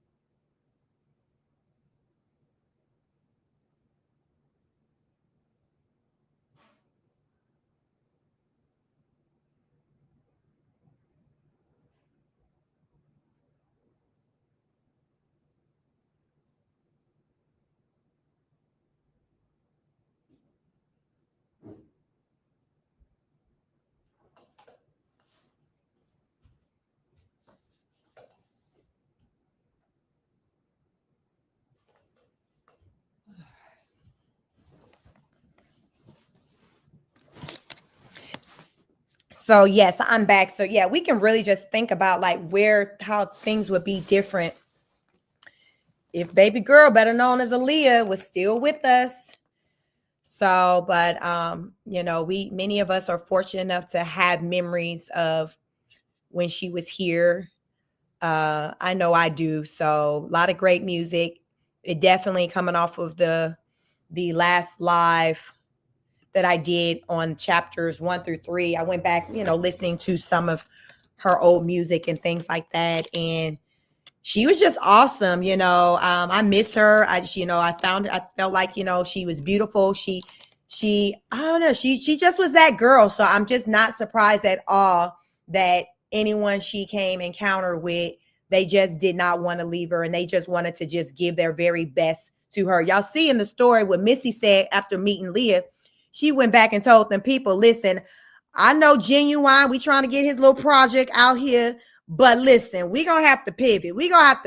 I done met Leah, I done met baby girl, and I feel like she that thing, and we need to kind of really prioritize and kind of put her out here first, and we can circle back around to Genuine. We can circle back around. So, but listen, that's the energy that Missy, remember I said allegedly Missy was in love too, y'all. So you got Missy then damn read damn. So let's put in perspective. Missy then went and back to these people at the doggone label or whatever and just then told them how we about to move forward. Mind you, she ain't got no, she ain't really running nothing, but she done told them, listen, what we not gonna do is be working on Genuine right now. We not gonna do that. That's what we're not gonna do. But we didn't win and met Aaliyah, baby. We didn't call, okay, let me tell you, we call her baby girl now. So we didn't win and met baby girl. And we feel like we need to be putting our eggs in that basket. and we'll circle back around. Then you got Genuine, y'all. Now he's so in love. He said, listen, she too young. I can't have her. But I'm just gonna marry me somebody that look like her. Y'all think these two people wasn't trying to damn stay up all night and put their best foot forward when it came to Aaliyah? She had both of their nose wide open. It sound like Leah had them both wide open. Like, She didn't even have to tell them, listen, y'all need to do this, this, and that. But here's the thing, y'all, when you really, truly understand and connect with people, you don't have to come off aggressive and be controlling and have a dictatorship. Guess what? People will want to show up for you and put their best foot for you and go the extra mile for you because they find you worthy. It's your energy. So the thing about Aaliyah, she had an air about her to where she didn't have to have no crack the whip type persona mentality. She was just her, because what they say, you get more with honey. She understood that. And she naturally had this sweetness to her, and it had people just wanting to just see her succeed.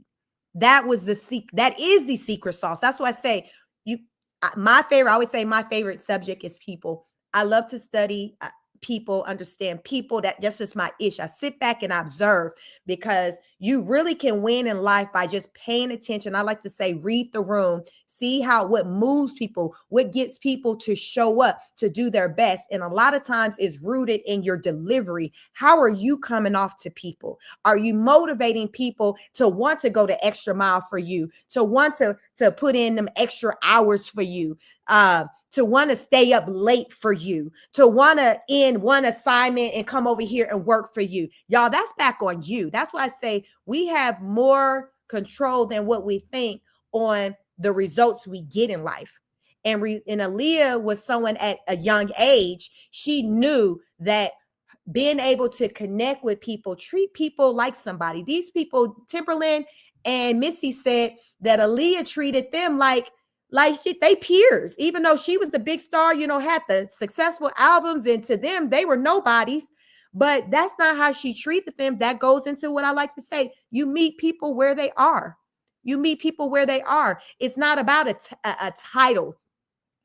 Just talk to people like people. They got the same things that you got. They got to breathe like you, use the bathroom like you. They got to eat like you. And Aaliyah just naturally just understood that. And because of that, she was winning up until the day she left us. She understood that. That's the secret sauce, y'all. Pay attention. How are you treating people? How do you treat people? Ariane said, everybody want Aaliyah. Yes, it's the energy. Energy is real. Brad says, Jay-Z and Beyonce had to get rid of her. I agree. I believe in that too, Brad baby. I believe in that too. I believe in that too, because ain't no way Beyonce would have been able to be competing against Aaliyah. Beyonce is so far moved from people to where you don't really hear people when they speak on her. They talk from a place of her personality or talking about their experience with her. You don't really have an experience with Beyonce. You work with her, y'all do some work together, you make money, and then it's like that's it. It seems like with Aaliyah, it was like a whole entire experience where people are just talking about just her energy, her demeanor, just all these things, you all, that you cannot buy and you cannot teach. These are the essence of who you are as a person. This is just the angel in her. This is just who she was. That is who she is something that someone cannot try to emulate or replace, no matter how many baggy pairs of baggy pants, crop tops, swoop bangs you put on. You either move in an energetic way, you either move like that and have that within you, or you don't. And Beyonce ain't got it. She can talk all soft like Michael Jackson or whatever all she wants, but it's not going to make people believe it. It's not going to make people feel it. It's a feeling you get from someone. More often than not, when I hear people talk about Beyonce and anything centered around feelings, it's something demonic. Ariane said Beyonce is a devil and Aaliyah was not like her. You see the difference? So Beyonce could never have that. Now, has Beyonce wanted that or strive to have that? I don't know, but I would think that she probably did. Hey, Aaliyah ain't with us no more. So there was some type of reason for people to think that if they had to get Aaliyah up out of here. And now you see, Beyonce doing the absolute most. So the thing about, I guess, what Beyonce maybe have tried to get, it's just, it's not natural. So, she got her beehive, a really big following, a strong fan base, but child, I ain't never been me. I ain't never been no beehive. I was more of a Destiny's Child type, fan, but still, as far as Beyonce as the solo artist, like she got some bops, some songs I like, but I've never bought an album. I've never like owned an album of hers, and I bought one like ringtone. Back when you buy ringtones for your phone, I bought a ringtone of hers once before. That's the only money I've gone to one of her concerts before on the run with Jay-Z, but I never bought an album. But listen, so Beyonce has always been trying to chase something. And I would say, overall, she has been successful. She is successful at what she does. But do she have the love? Do people view her and see her, say, in the way that people saw Aaliyah? No. Will they ever? No, they won't. Would they say you can't have it all? No. No. So she'll never be able to kind of sit in that same category where people will have that same type of respect. No, they ain't gonna even disrespect Aaliyah and even have Beyonce really in that same conversation like that. You tried it, but no, it just didn't work. But from a monetary standpoint, yes, Beyonce, of course, leaps and bounds surpassed Aaliyah. But what, they had to get Aaliyah up out of here. I believe they had to get Aaliyah up out of here in order for something like that to happen. It's like we got to remove her, so therefore all the attention is no longer on her, and we can kind of get people introduced to someone new. You see what I'm saying? What they say, out with the old, in with the new. And I feel like that very much so is what happened. Brad Baby said the devil tries to emulate God. Some of the most beautiful voices are in the church. I agree. They try, but you know what? We know it never works. We always see through it because it's an energy. It's an energy. I've never heard anyone talk about good energy, good juju. Y'all, have y'all ever heard any? I'm gonna tell y'all something before we get into this last chapter. We're doing pretty good with our time because we're nearing 2 hours. The last reading was like 3 hours. So, have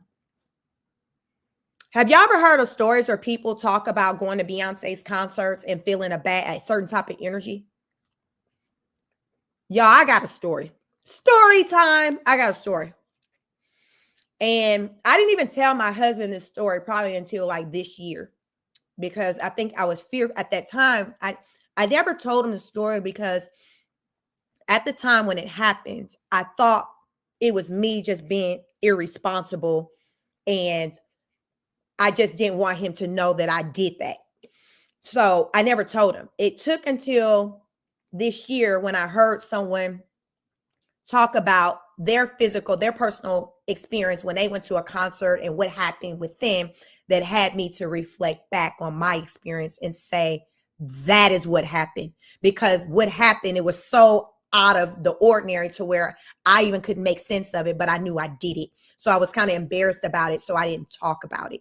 I don't even think I came back and told family. Only ones who knew was like me and my two female friends, co-work. We worked together at the time. They were the only ones who knew. Ariane says, yes, I heard about that, but she want made up go there. What made you go there to see her? So this was probably in 2015. Beyonce. So I worked with, at the time where I worked, I had two friends, both younger than me, but this particular friend was the youngest one. She was like the baby in her 20s, and she was like a staunch beehive. Love Beyonce. I wasn't, but I listened to her music, but she wanted to go to the concert, and she had learned that the tickets were cheaper going to New Orleans versus seeing it here in Atlanta. So she wanted to do a girls trip with me, her best friend, and her. So it was just three of us, girls trip, road trip. So I'm like, sure, why not? Ciao. Went to New Orleans. So mind you, this was like at this point, this was my second time been to New Orleans. The first time I'd gone years ago with my husband to a Falcons versus Saints trip. That was it. So I was kind of literally kind of in and out. But this time, I went for the Beyonce concert. So New Orleans. Everything was all good. Prior to going to the concert, I was hungry, but I was like, I'll eat something. I'll eat something there. Because the concert, I think, started at like 7. It was an evening or whatever, 7, 8. It was an evening. So I was like, I'll eat something there. Y'all was starving. So when we get there, now mind you, Beyonce did. I don't know if it's a norm that of her not having acts that opened up for her, but she didn't have no acts on this concert. So literally, we were there waiting in our seats for an hour before she showed up on stage. Just an hour. So at this time, the only child she had was like Blue Ivy. Blue Ivy probably was maybe 3 years old. So I'm like irritated because anybody who knows me, like I don't play about my food when I get hungry. I manage my hunger better now because I'm not so much a foodie like I used to be as I get older and y'all things be sticking. So I eat kind of differently. But back then I was still in my era of I can eat what I want and not gain weight. So y'all keep in mind, this was like still my early 30s. So I'm starving. I'm sitting there. Beyonce still ain't came to the stage. There's no open act, nothing. So the food there was just so overpriced to where I was like, F that. I ain't finna buy this. I'm just going to eat me something after I leave. Assuming that it was going to be places open because I'm in Metro Atlanta. Things are always open late. So I'm thinking, yeah, by the time we get out here 10, 11, I'll get me something else. Concert. Go to the concert. Everything felt normal there. So remember, she came to the stage late. I finally had to go to the bathroom, y'all. If I'm waiting on her, I literally go to the bathroom. Who I hear everybody got them screaming while I'm in the bathroom. She finally decided to come on stage at the time I decided to go to the bathroom. So I'm hurrying up, trying to finish my business in the bathroom to get back to my seat because she finally came out. Remember, y'all said it was an hour late. Concert, go on fine. She do her thing. Good show. She gave what it gives. Like she does give off, a good performance. I physically felt fine. I felt fine, you all. We leave the concert, so we get a taxi. So therefore, because we initially walked to the stadium from our hotel. Now, since it was late, we were like, we'll take a taxi back to the hotel. We get in the taxi, y'all. Now, mind you all, most of you who've been following me, you all see what kind of energy I am. I'm mostly very kind of calm, collected. I'm just a normal. Most people who know, they'll just think I'm just very calm, easygoing. We're in the taxi, y'all. There's stop and go traffic. Because remember, we all just got out of the Beyonce concert. So we're in traffic. I'm sitting there next to my 2 friends. We're in the back seat. And I'm just like feeling really anxious. Because remember, I told y'all I was hungry. So I was weak. I was hungry. I hadn't had nothing in my stomach since, I don't even know if I had anything in my stomach for breakfast, but I was hungry. And as I'm sitting there, I'm feeling very anxious. Like, you know how like somebody might feel if they're trapped in a box and you just feeling like you're claustrophobic. Like, I'm like, you all, oh my God, what is going on with this? Y'all, I'm spazzing. This is not my personality. I'm spazzing. I'm like, oh my God, this trap is crazy. Oh my, I'm hungry. What's going on? Why are we sitting here? We need to just walk. Like, y'all, I'm going ham in this car. My friends looking at me like I'm crazy, trying to calm down. Do y'all know my crazy ass in New Orleans, the NOLA, and anybody know my personality, you know damn well I would never do some shit like that. Do y'all know while that taxi car was driving and he was doing stop and go, at a stop, I opened up that door and got my ass out the car and took off walking by myself in the NOLA. Bitch, you lying. Anybody who know me, know that shit would have never happened. Yes, the F I did. My friends, mind you, they looking at me. They asses didn't get out the car to follow me. They let me get out the car. Y'all, I literally took off walking. Another fun fact about me, Chic ain't the best with direction. I am not the best with direction. I took off walking in the NOLA like this. I was in my own stomping ground and I knew where the hell I was walking. Y'all, I'm walking. I'm like walking and I'm spazzing. I'm like, oh my God. Like, and as I'm walking, I'm thinking, y'all, I'm walking in the direction of the hotel. thinking that, oh, okay, yeah, we went this way. But y'all, I don't know what, but I messed up. Y'all, I'm walking. Next thing you know, I find myself down like a dark alley, pitch black, ain't seeing nobody.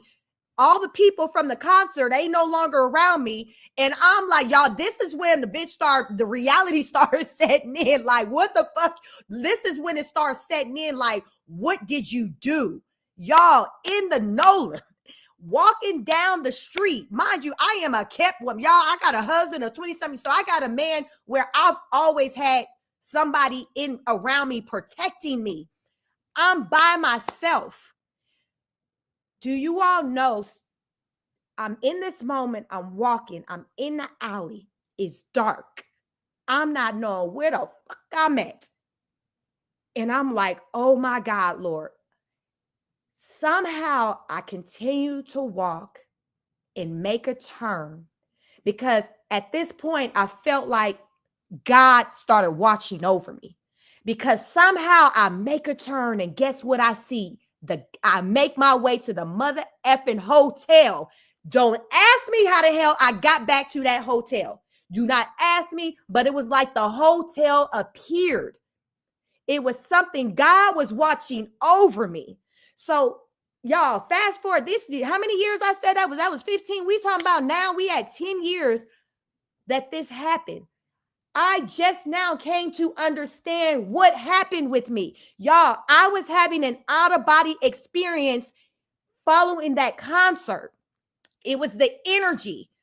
When I spazzed out, it had me to be reacting in a way that was out of me. I've heard people tell stories where they'll say they'll start doing ish and it's not like them, and they'll still remember and recount what they did, but they know good and damn well that is not them. That is what happened to me. And I sat on that story for years because I didn't even want to tell my husband, because the next time I tried to talk about trying to take a road trip and go somewhere, I didn't want to have it to be this serious discussion on me being able to just look after myself and take care of myself because of what I did. What I did. My friends were like, so I made my way to the hotel. Got to the hotel. I didn't have a room key, so I had to wait out the room. They ended up, y'all, how about by the time I got to, my friends were maybe within like 10 minutes, y'all, behind me. By the time I got to the hotel, I did all of that, and it wasn't no time that they was right behind me back at that hotel. But now as I reflect and I know what I know because I've grown since then, y'all, that wasn't me. It was a bad spirit, a bad energy on me that had me to be acting that way. And when I made my way in that dark alley, it was the Lord who stepped in and took covering over me to protect me to find my way back to that hotel. I do not know how I got back to that hotel, because remember, y'all, I somehow took a wrong turn and ended up down an alley. How did I get to that hotel like that? Literally, after I got past a certain point, it was like the hotel was just right there, like the Lord just planted that hotel right there. I know what the F happened to me. It was the demonic spirit that was on me that had me to act that way. I've never still to this day even acted that way. And when I think about that story, I think about the effed up position I put my friends in, because y'all remember that story of the girl who went to Alabama for the senior trip and she never was found again. And y'all remember it was a big old case about the boy who did something to her, and people would side-nod to friends because they let the girl went and hung out, and hung out with him. They all was hanging out at a club one night, and she went off with him, and they was like, they didn't want her to, but she went and hung out with him, and they never seen her again. This was like the senior graduation trip. So when I think about my friends and I had them in a situation of getting out of the car and they didn't go behind me, hell, they asses knew better. They didn't get out to go behind me. But imagine if something had happened to me, what they would have to live with. Because you think people wouldn't be asking them, why the fuck y'all let her get out the car like that? Why y'all didn't go with her? I know the heck the man I'm married to would have had them kind of questions. I would have. Who wouldn't have those kind of questions when something happened with somebody you traveled with and you sat there while they walked away? I was so embarrassed, you all, that I didn't talk about it because I thought it was me But when I came to learn last year about this demonic spirits and how it can jump on you and have you acting in a way that's out of the ordinary, that's when I said, that's what happened to me. And I told my husband my story. And that's when I told him, in that conversation, we agreed I would never go to another Beyonce. Because actually, when I was telling him the story, I had already was contemplating, because my sisters and Beyonce was going to be on that last big tour she had, was going to be in Tennessee, and they had gotten us some access to be able to work at the venue in Tennessee for it, and it was a Beyonce concert. And when all of this was hitting me about connecting it, and my husband, we was like, no, you can't go to that concert. You can't do that again. So I have my own personal experience that has me to not want to go to another concert, because y'all, I know that was not me. Anybody who knows me personally knows that is not me. Y'all who've been watching, listening to me talk, know I got enough sense. I ain't finna do no ish like that in the damn NOLA. It's going down right now in the NOLA. Hell no, I ain't finna get out. I ain't even finna get out and do what I did, y'all, in Atlanta, let alone the NOLA. When I say I got out that car and took off walking like I knew I was hit. Y'all, when I think about that story, I just know it was God who was over me, who watched me, who led me to back to that hotel where I needed to be. Yeah. So that's my story. that's my story. And I'm gonna stand 10 toes down. And it was that I was going through all that, coming off of that concert. And remember, I said I was hungry. So my energy level, think about it, y'all. My energy level was weak. It was very low because I was feeling very hungry. So when your energy is low, it makes it more easier for like demons and things to attach itself onto you, y'all. You can't tell me that that's not what happened to me, but it took up until now for me to realize that it was that, and that it wasn't me being irresponsible. It wasn't me. I know it wasn't me, but I didn't know that for a long time.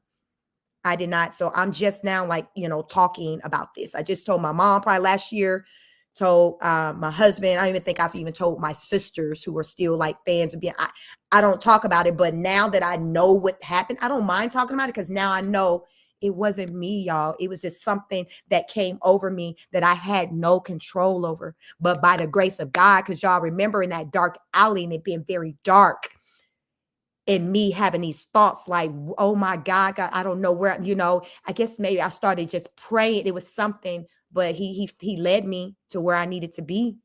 He got me back to that hotel. Ariane says, yes, I heard about that. Let me see.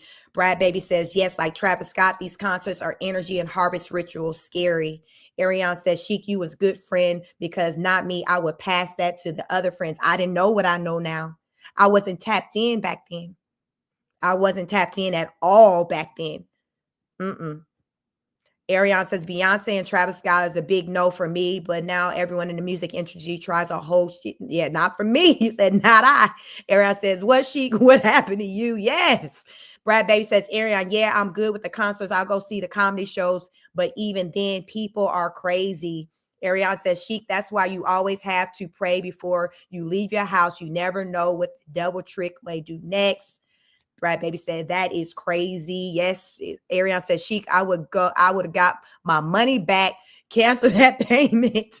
I ain't know nothing now. Ariane says, Sheik, you good. I would have been crying to God to save and forgive me too. Brad Baby says, reminds me of the devil tempting Jesus in the desert. Francis says, I don't see Brad or Ariane in the chat. You can't see him? I'm able to see him. They shouldn't be blocked anywhere. Try refreshing, Francis. But yes, y'all, that was my story. Like, and for years, I didn't talk about it. Only time it would come up in conversations with my two friends that went, because we would just talk about how crazy I acted on that trip. And I haven't seen them or talked to them in years. I don't work with them anymore. But like, as far as like people who weren't with us, like, I didn't talk about it because I was embarrassed. I'm like, I can't believe how I acted. I even thought about like, what the hell would make you do that and that, y'all? And I'm not a scary person, but God damn it, I got common sense. And I know what to do and what not to do. And the normal me would have not done that. I'm very patient. The normal me would have been okay with us navigating through that experience with sitting in the traffic, getting whatever, but it wasn't the normal me. But God led me back, because when I say, baby, after I came off of that alley and I started to see lights, and it was the hotel, and I didn't do no separate, like, no, like literally God led me back to the hotel quickly after the darkness. So you all, it went from like instant darkness to suddenly I seen lights, and it was the hotel. It was the transition. And it's just a scary thought when I just think about all the things that could have happened or could have went wrong. And child, the NOLA, y'all know they got all kind of, you hear, now listen, I'm real tapped in there, area now with the harvesting and the sacrificing and all that, but I wasn't tapped in like that back then. So now as I've over the years become tapped in and I think about that story, I think about all the things that could have went wrong, all the things that could have been wrong by me doing that. But now I know it wasn't me. I didn't have control over me. It was a negative energy entity that took control over me. It was something that jumped on me from being in that arena. And when I left that building, it was still on me. And as I was walking, and maybe when I started maybe going into maybe prayer to try to find my way, that's when the Lord came in and took over to protect me. I know now, but you all, it took years for me to figure it out. So I am definitely happy to be here with y'all on this live on, let me see, January 4th, because that's my story. That's my story. And anything could have happened, because of that. So I am definitely grateful that it worked out the way that it did. I'm definitely work. Brad Baby says, NOLA has a lot of dark practices. Yes, my husband has no desire to go to New Orleans. I always talk about like wanting to experience it for the Essence Fest. Last year, I was saying I want to go this year because the Super Bowl's going to be here this year. What else they was going to have? They was going to have something else. Oh yeah, the Mardi Gras. I never cared about the Mardi Gras, but yeah, after all, I don't desire to go there anymore. That didn't left my mind. So I'm good on the NOLA, but yeah, he has no desires to step foot in that city. So we good on that. We good on that. But yeah, child, y'all, that's my story. That is my story. So we got one more chapter to get through tonight before we call it a wrap. God, Ariane said, God is good. God is good, Sheik. But God, yeah, all the time he is. He led me. He led me to the light. He led me to the light. He protected me. And now I know. So yeah, I'm tapped in now. So you can't get me now. I'm tapped all the way in now, y'all. I'm tapped all the way in, but I wasn't, then. So that's why it makes a difference to just educate yourself, pray for awareness, discernment and all of that, because it can save your life and it'll have you moving differently, when you come to know things that are out there that are designed to work against you. And I truly believe that, I was, caught up in something negative, bad energy was attached to me that had me to just be wilding, y'all, be wilding in the NOLA. But I will say I'm happy to know, like, as I know what really happened for me psychologically, it helps now that I know that, it wasn't just me. It was something that took control over me. So I feel better knowing that, okay, it wasn't like I just had a lapse in judgment and was being irresponsible. It just wasn't me. It was something that I didn't have control over. Yeah. So we'll get into this book. Baby girl, better known as Aaliyah, chapter 6, Tommy girl. When I see Tommy Hilfiger, I think of Aaliyah. That was a quote by the singer Her in ID Magazine in 2020. One in a Million kicked off a new iteration of Aaliyah that was rooted in experimentation. Sonically, it was a no-brainer that working with both Timberland and Missy opened up a whole new world of sound and style. But it was Aaliyah's stylist, Derek Lee, who provided her aesthetic to match the music. Her makeup artist, the late Eric Farrell, was at the helm of keeping her makeup consistent As he worked with Aaliyah from the beginning during her earliest tomboy years. He even maintained her signature thick eyebrows that later remained in vogue for women everywhere. At the heart of all of their curation, however, it was still Aaliyah who shone though. Gone were the days of simply acquiescing to a mentor and using her strong acting chops to be his puppet. No, now we were slowly learning about who the real Aaliyah was, and she exuded that on every song and in every outfit. It came as no surprise that ingenue with washboard abs and destined for modeling. What was waiting to be discovered, however, was how one designer utilized Aaliyah's flawless figure as his canvas, as well as her personality and vibe within his clothes to set the visual standard for his clothing line to follow. His name was Tommy Hilfiger. Hilfiger cut his teeth in fashion in 1969 when he launched a store called People's Place with some friends in his hometown in Elmira, New York. The store grew into more locations throughout upstate New York. Though they went bankrupt by 1979, in 1985 he started Tommy Hilfiger, his own eponymous line dedicated to classic American cool menswear. By the 90s, Hilfiger was embraced by hip hop once the fashion trend urban preppy took off. There was also an allure to the Hilfiger designer that spoke to hip hop beyond the growing rugby shirt and windbreaker trends happening within the culture. Tommy utilized color schemes differently. He paired bold hues with subdued ones. There was rarely timid earth tones in his designs, though something about bright yellow sewn beside navy blue just popped. Tommy Hilfiger's clothing line became something of hip hop's fashion staple at the time when designer clothes were slowly entering the rap fashion purview, but in an unconventional way. The juxtaposition of street rappers in preppy clothes ran rampant, which offered designers like Hilfiger the opportunity to slide right in and corner a market that was previously uncharted, at least for them.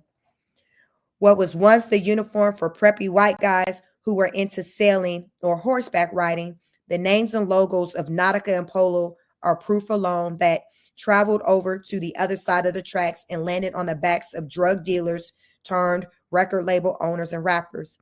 It was the loudest secret that these clothing designers weren't pleased with the new street marketing team for their clothing lines, but loved their deep pockets. After all, the brands each carried significant price points for shirts, jackets, jeans, yet in the minds of the executives, there was no guarantee that poor Black kids could play the long game with their clothing and keep their bottom lines healthy for years to come, like their previous audience. And once that audience saw that the new adopters of those brands, they may be less likely to support them. It made sense, but didn't make it any less disturbing. Hip hop's relationships with fashion is pretty extensive. It started in the late 1970s and the early 1980s when the preteen and the teenage hip hop pioneers left their bedrooms and congregated in the parks that split up the South Bronx housing projects for outdoor jams in the summertime and packed roller rings, clubs, and even halls once the weather chilled. Hip hop culture was built on fashion. In fact, the documented birth date of hip hop, August 11th, 1973, is celebrated because of a fashion fundraiser. Hip hop's founder father, Kool Herc, DJ'd his sister Cindy Campbell's back to school party at 1520 Sedgwick Avenue in the Bronx, where she charged at the door in an effort to pay for her new school clothes. Crews during the 70s and 80s had matching jackets sewn with their names on them and would often dress in the same outfits when they were on stage performing. Groups like Salt and Pepper were twinning in their 8-ball style leather jackets and spandex pants with bamboo earrings and 80s staple accessory. The legendary Daniel Dapper Dan Day became known as a fashion outlaw when the Harlem native took a printing machine and counterfeited overpriced logos of designer fashion houses and plastered them head to toe on articles of clothing. The need to be fashionably cutting edge remained a prominent theme in hip hop after decades of fashion evolution. As a top preppy designer, Ralph Lauren's Polo, Nautica, and Tommy Hilfiger were luring in hip hop crowd while simultaneously scared of it. Rumors started circulating that there was widespread objections to rap artists in their clothes. Tommy Hilfiger was the first to come under fire when the designer and his brand were rumored to have expressed a disapproval of people of color wearing his clothes. It was a gradual snowball that had begun to develop when further rumor started that Hilfiger allegedly said he wouldn't have made his clothing so nice had he known it would be worn by POC, which is people of color. A boycott campaign had taken off from there, and then another rumor fueled the fire when Hilfiger apparently appeared on Oprah and defended his stance about not wanting people of color to wear his clothing.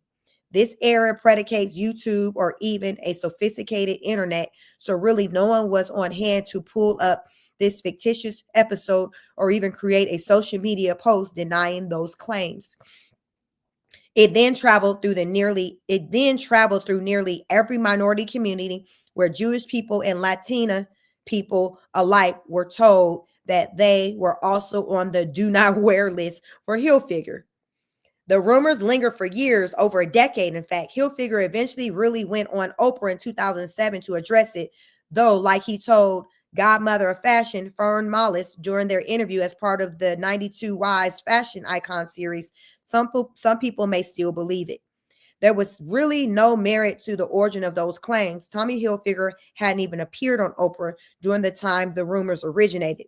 The only real damage control was to continue with the smart collaboration that not only showed the brand's diversity, but also dismissed any idea that there was a preferential person in his fabrics.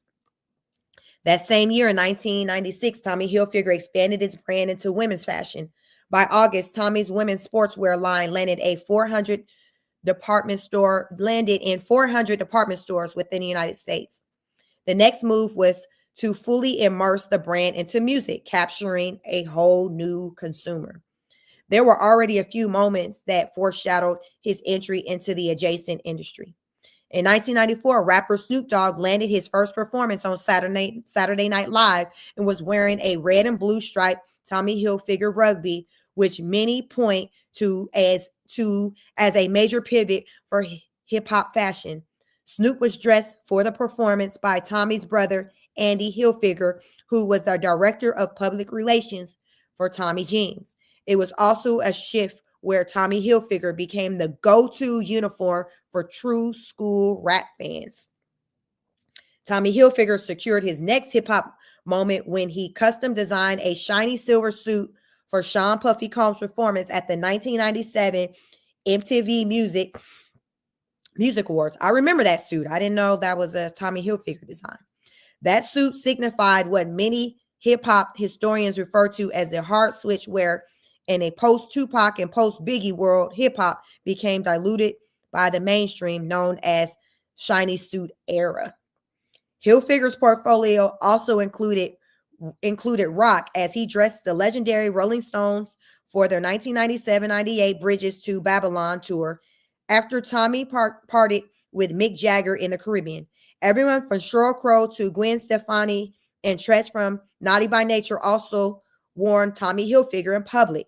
The real impetus behind the music from Andy Hilfiger. Andy would scour the hip-hop New York City's nightlife scene in the 90s in search of the next big partnership.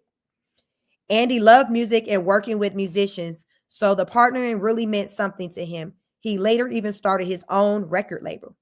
The ads for Tommy Hilfiger boasted these coming-of-age lineups of young models and actors, where their success was foreshadowed by the replacement on these ads. With hip hop, though, it was less about the artist's appearance in these campaigns and more about them being dressed in Hilfiger as walking advertisements. The goal was to find someone who could fluidly do both. Hilfiger added another hip hop addition to his team, Kadada Jones, the daughter of Quincy Jones and Peggy Lipton, who styled for Hilfiger in the past. In 1997, she still held an official post as both a talent scout and a consultant for the company. Me and Aaliyah met at Tommy Hilfiger's fashion show that I styled in 1993. Jones chose to fade her in 2008. She had really small feet, and so did I, and she didn't have shoes for the show. So I remember loaning her my shoes. Then we met again on Tommy Hilfiger photo shoot where we both were in the ad. They immediately connected and later became best friends. Her mom allowed me to be her guardian for a little bit, Kadada continued. I was a few years older, so when she went to Europe, I was the guardian, which was a complete and total nightmare. I'll keep it mild, but it was just young fun, and maybe I didn't really understand the boundaries. We got in trouble quite a few times, but she was the funniest friend. They even had plans one day of launching their own clothing and accessory line called Dolly Pop. Kadada and Aaliyah reunited professionally in 1997. That was the year Tommy Hilfiger made a game-changing decision to have Aaliyah included in his spring line marketing campaign at the behest of Andy and Kadada. As always, the talent was handpicked and in hopes that their celebrity would later become a checkpoint in these ads. But with Aaliyah, he saw something bigger. Tommy Hilfiger needed Aaliyah. In the spring of 1997, Tommy Hilfiger launched his Next Generation Jeans campaign. The group of young celebrities who were part of the campaign included a almost famous Kate Hudson, produced Mark Ronson, Kadada Jones, and of course, Aaliyah. By this point, Aaliyah was a full-fledged music star. One in a Million was out for nearly a year, so she had not only proven there was no sophomore curse, but she was even bigger than before. And again, a growing tastemaker in the fashion world. So with her natural beauty and body that could wear any outfit, modeling was also an inevitable foray. She was a longtime Tommy Hilfiger fan and wore the clothes on her own, but Atlantic Records reached out to Hilfiger, gauging their interest in working with Aaliyah, and Andy readily put her in their ads. Aaliyah wasn't the tallest. She stood at 5'7", but with washboard abs and a dancer's physique, she had the luxury of being able to wear baggy clothes, tight clothes, and still look amazing in both. She was undoubtedly the star of the campaign, but the co-star was definitely that memorable outfit she was in. Many will clearly remember her notorious Tommy Hilfiger uniform. Aaliyah wore a tube top with the infamous Tommy flag on half red, half white, and navy blue trimming that partially framed the logo. Her bottom half included loose denim with one red and white leg and one navy blue leg. Tommy is stitched from hip to ankle on one pants leg, Hilfiger on the other. They are slung low enough to reveal the thick waistband of Tommy Hilfiger boxer shorts that she's wearing underneath. The unisex the Tommy belt completes the outfit. Her campaign video was shot by Mark Ronson, where Aaliyah is gracefully dancing as she voices over the video in her lightly delicate tone, discussing her parents and where she gets her traits from. It was a sweet clip where she was able to both honor her family and show while showing yet again why she was so incomprehensibly magical. There was also this air of self-love since she's answering the hypothetical questions of why are you so fly with it's my jeans. So the print ads became legendary. Aaliyah has her hands up and is tilting to the side, angled beside Ronson, who is perched behind two turntables. Another ad showed Aaliyah shyly standing behind the turntables herself with one headphone cupped on her ear and propped by her shoulder as she attempts to scratch the record and push the crossfader. Once the ads appeared in magazines, they sold out of all 2,400 of the limited run jeans, and he immediately requested 5,000 more from the Tommy Jeans factory. After we started working with Aaliyah, we put a lot of that stuff she wore into the line. Andy Hilfiger told Complex in 2016, Tommy Girl was previously very preppy. It had a lot of plaids and was very schoolgirl. But when we added this whole Aaliyah look to it, which really gave it some new legs, By fall, Tommy Hilfiger handpicked Aaliyah as the face of his 1997 campaign. His entire women's line that year was designed with Aaliyah in mind, before Aaliyah even endorsed a stitch of the designer's threads. Both Tommy and Andy knew that she was setting trends with her style. The way Aaliyah combined men's clothing with women's, the way her clothes fit her, the way she carried herself in them, it was transformative. So the Hilfiger brothers used their clothing to reflect her existing swagger, a combination of men's fits with women's complements of their Tommy jeans lines. Aaliyah's look became iconic in almost record time, and the impact has lasted for decades. The ads appear not only in magazines like Vibe, but also in the metal doors inside of high school lockers, on the walls of fans' bedrooms, at the front of fashion marketing boardrooms, and glued to the cardboard of personal and professional vision and inspiration boards. Further, while Tommy Hilfiger did a strategically impressive job of having Black men openly support his brand, he didn't have Black women. Aaliyah became a reference point for young girls who never saw themselves in Tommy Hilfiger ads, especially Black and brown skinned ones. If they couldn't see themselves in the ad, how could they possibly see themselves in clothing? What Aaliyah accomplished was she bridged the gap between Hilfiger's ultra preppy reputation and his desire to reach the cool kids, the inspirers, and yes, the urban crowd. Above all, it showed Aaliyah truly as a growing style icon. Aaliyah wasn't dressed in Tommy Hilfiger. Aaliyah wasn't dressed in Tommy Hilfiger. Tommy Hilfiger was dressed in Aaliyah. I know that's right. And that became clear with this one casually fly outfit. It was more than Aaliyah bearing her abs and no glasses, revealing the true essence of her beauty. She looked comfortable in her skin. For so long, she was hidden by the styling bells and whistles. Sure, they looked wonderful on her, but this clean look showed that underneath it all, Aaliyah was still very much a star. This was also one of the first times a female R&B artist was a model for a designer fashion brand and received such a massive endorsement. Aaliyah broke down doors previously shut for women, and in doing so created a legendary moment in fashion history and rendered her untouchable. What Aaliyah really did was show this style, this sexy but sporty chic style. She brought this swagger, this sexiness. It was just incredible, Andy Hilfiger told Complex. I give Kadada a lot of credit because she had such a vision. She and Aaliyah were on the same page, and Aaliyah loved Kadada and would listen to anything she said.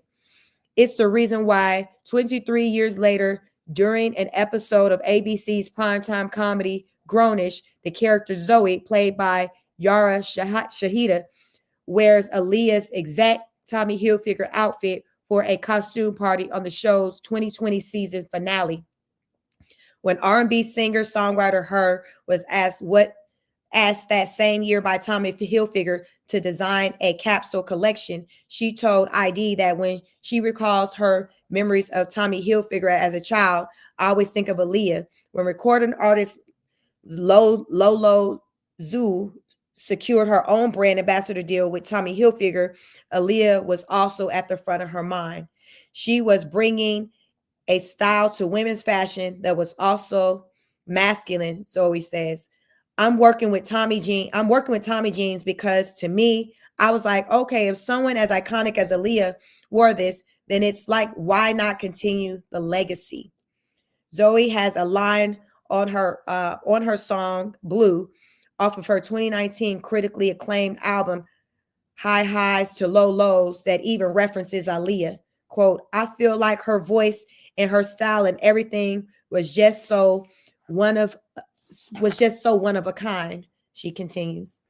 There are not that many artists that come around in the world that are like her that completely changed the music industry. She definitely did that. And that's what Aaliyah did. She was a person who, for years to come, remained the face of a brand that seemingly struggled to understand what their perfect face looked like. While there's no real perfect paragon who could speak to every person in the outfit, Aaliyah came damn close. Even outside of Tommy Hilfiger, Aaliyah represented something, an unapologetic tomboy who didn't compromise comfort for cuteness.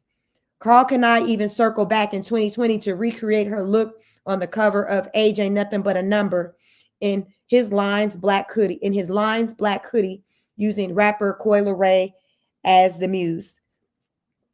Hip hop legacy clothing brand Cross Colors also released a capsule collection in 2020 featuring designs with Aaliyah's image on everything from shirts to slides. While her image is readily painted and stitched across clothing nowadays, worn by stars like Halsey and everyday fans alike, it really comes down to how Aaliyah wore her clothes, which in turn changed generations' perceptions of what qualified as women's wear. Aaliyah proved that women could wear anything they wanted. Grammy-nominated artist Rhapsody composed an ode to Aaliyah's tomboy style with her song aptly titled Aaliyah, where she rhymes, when Aaliyah was alive, it was cool to be a tomboy fly. The song was the centerpiece of her 2019 critically acclaimed album Eve, where each track is titled after groundbreaking Black women. The song is an ode to being that proud tomboy, something that both Aaliyah and Rhapsody embody. That was the very first song I did for Eve, Rhapsody explained. I had been wanting to do a record about being a tomboy, and I have written it over and over again, but it never was the right time. I could never express it the way I wanted to. When she finally did and thought of the title for the song, only one name came to mind, and it was at the moment I named it Aaliyah. Rhapsody continues, I was like, I should do an album and just name songs after women. So she was the first one I did. I wanted people to know that Aaliyah had a crazy big influence on me, and she taught me how to be sexy and be myself at the same time. On Halloween 2020, rapper Cash Dog dressed as Aaliyah for Halloween in her signature tomboy outfit, and she has replicated other styles of hers in the past. The fellow Detroit native is a diehard Aaliyah fan who says Aaliyah influenced her whole career. That was my idol growing up, Cash says. I knew that she was from Detroit, and it just made me feel like she's so pretty and so chill with tomboy swag. She was so smart and so sweet, and it made me feel like, dang, I could do it. I could do that. She gave me inspiration. She never really tried too hard. She was just her. Cash even appeared in Las Vegas in 2019 for the unveiling of Aaliyah's wax figure at Madame Tussauds, posing beside the wax figure in photos and playing games with Rashad in the museum's visual room. The figure is dressed in another iconic look of Aaliyah's from the Try Again video. It all started with her Tommy Hilfiger campaign where she was given the space to openly be herself, stylistically, and in turn created a mainstream safe space for other young girls to be themselves as well. Recreated a new look with Aaliyah, and that look is still popular today, Andy Hilfiger continued. Now I see all kinds of companies doing the whole bandeau tops with the under wire waistbands, and we did that first. And just like that, with just a few hints of authenticity and flair, her style became immortal. It came at just the right time when her music was aligned with her fashion, and both were entering the world of film. She was edging forward from the Blackground family and becoming everyone's Aaliyah. But they had no idea just how big she was about to become. So that completes chapter 6. So listen, Aaliyah is doing the doggone thing. She like, listen, I know I can damn sing, but shit, I can dress my ass off too. So what we about to do is get these fits together. We about to get these fits together and sell some clothes. Sell some clothes. So I would say that when Aaliyah got that endorsement, that campaign with Tommy Hilfiger, it probably is what kind of crossed her over to being more kind of a mainstream, I guess, where it wasn't a black thing. It was just like all the girls were here for Aaliyah. All the girls and guys, guys and gals were here for Aaliyah. Black, white, Mexican, Asian. She was just it. And I think her partnering with Tommy Hilfiger, that is kind of what helped with that, because Tommy Hilfiger was like a whitewashed brand. And I remember back in the day hearing of stories about him not wanting, like, I always wonder, like, was this a rumor? Did he really say it? With talks about, him not wanting people of color or black people in particular to wear his clothes. It sounded crazy, because why would you want to like shortchange yourself and not get the money? Like, you want to make the money, right? So why are you so stuck on, well, who's buying it? So, but I did hear that for years and years. But Aaliyah, listen, he's saying Aaliyah made sense. It was Aaliyah, he needed Aaliyah. Y'all see how the tables turn? This man, Tommy, and his brother Andy saw that, like, we need her. We need her. And y'all, quiet as a cat, when it comes to us, the people of color, the black people in particular, everybody need us. Everybody need us. Everybody eat on us. And but a lot of times, just we don't get our flowers. We don't get appreciated. It's like, they want to, I feel like a lot of times other groups of people want to pick and choose what they want from us and our culture, what they want to align with, things like that. They want all the good. They don't want the whole, okay, we get discriminated against,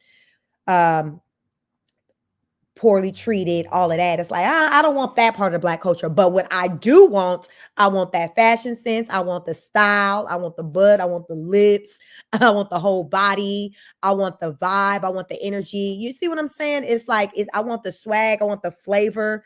I feel like, that's what we bring. And we bring it to it's so thick to where you can't ignore it, because we make dollars, we make sense. It makes sense when you line up with us, if you're trying to financially grow. If you're trying to grow that bottom line, it will behoove you to line up with the brother or the sister. It does. And y'all see, like, a lot of times with people, let's say, that's not a part of the community, the culture, when they align with somebody that looks like us, then y'all see the brand, it kind of like it takes off. It gives them that flair.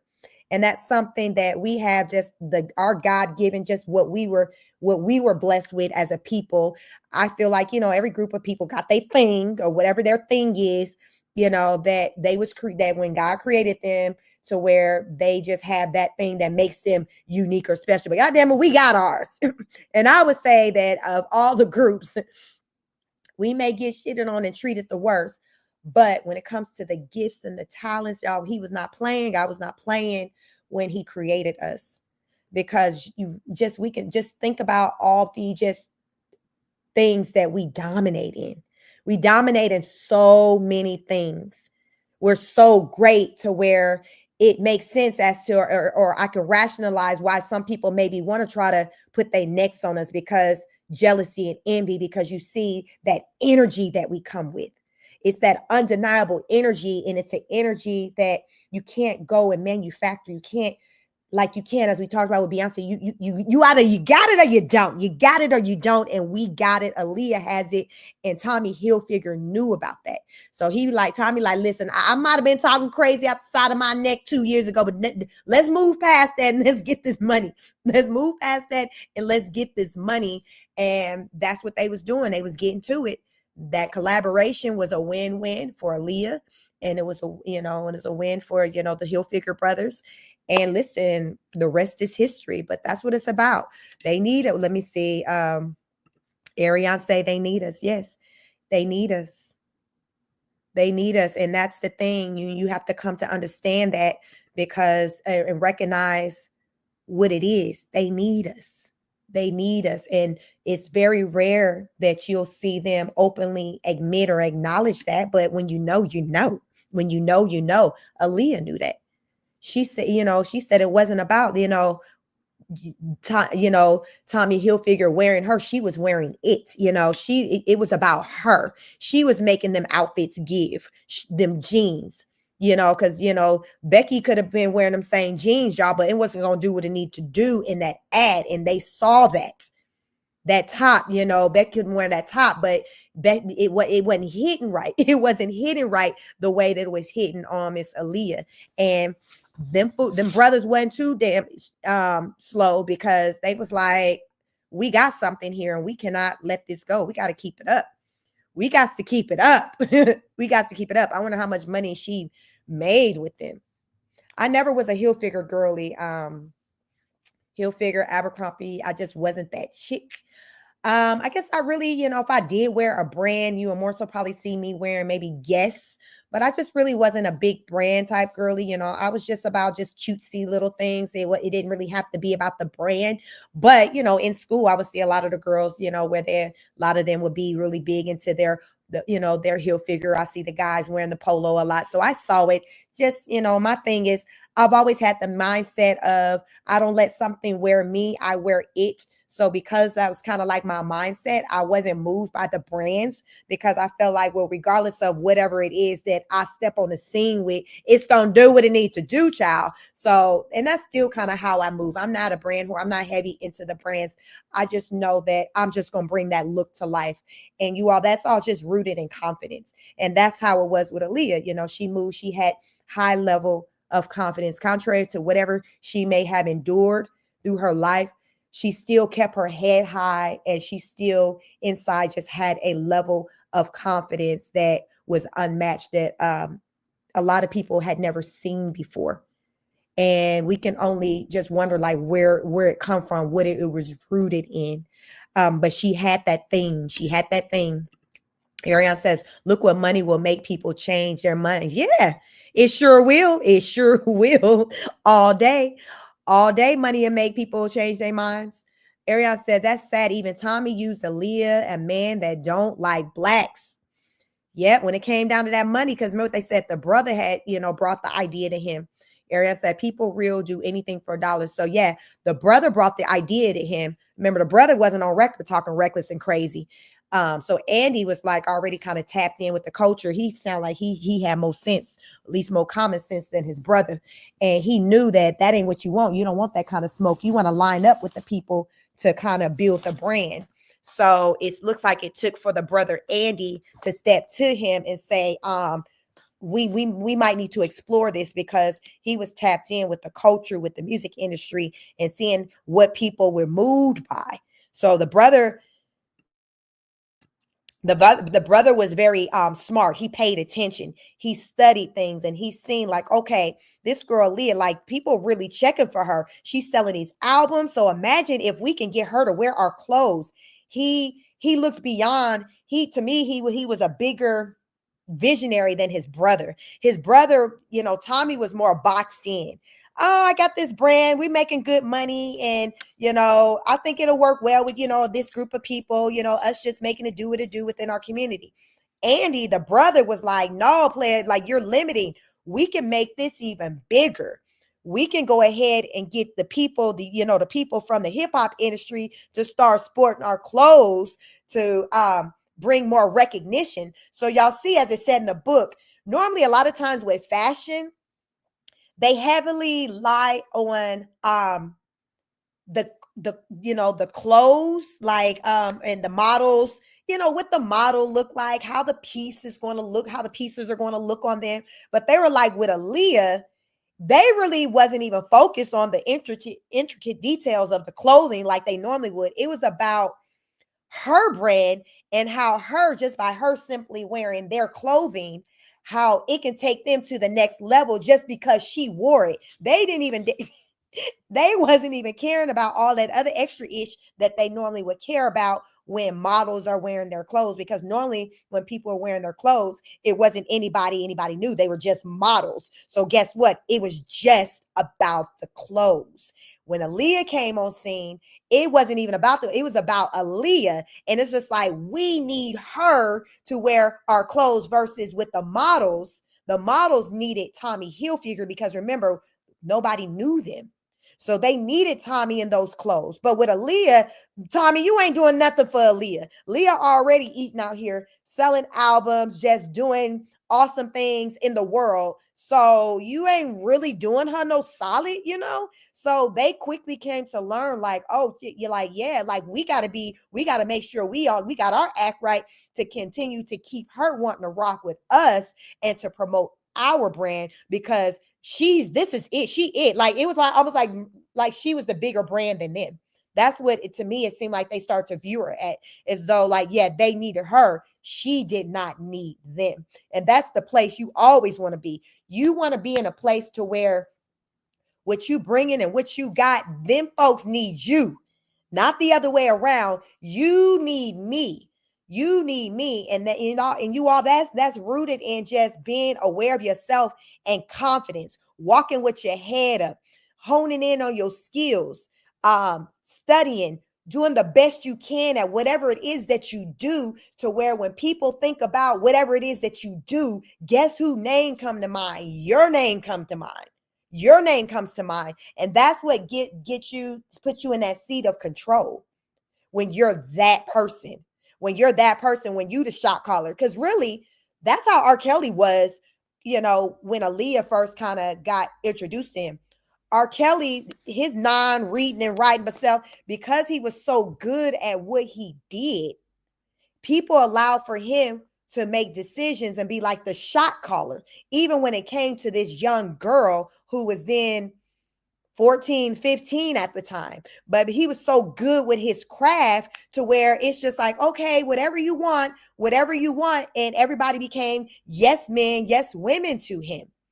And so that can happen when you just the number one in what you do. But when you get that type of power and have that type of control, you have to be responsible with it. R. Kelly wasn't responsible with it. So that's what separates, say, him from an Aaliyah, because he wasn't responsible. He took advantage. And there's no story that we hear about Aaliyah where she took advantage, even though she clearly knew the position that she was in the industry. She didn't move that way. She had a level of confidence, but she didn't move in a way that had people to feel less than. Or even as the Hilfiger brothers talk, they had sweet, nice things to say about her. She didn't move in a way of y'all need me. I need this from y'all. No, she's like, oh, okay, yeah, you know, I like your clothes. Sure, I'll wear your clothes, because she was already wearing their clothes before she even got to know them on a personal level, like they're, you know, or collaborated with them like that. She just liked wearing their clothes. So when they stepped to her, it wasn't like she was communicating with them from a need basis. Because a lot of times when we move in situations out of like a need, a desperation, it comes off that way and people pick up that energy. And guess what? They take advantage of that. And that's not the energy they got from Aaliyah. They got a woman who already knew where she was at, who she was. So the tables turned to where now Tommy, Andy, they ain't feeling like they in control. They needed Aaliyah. They needed to make sure she felt good.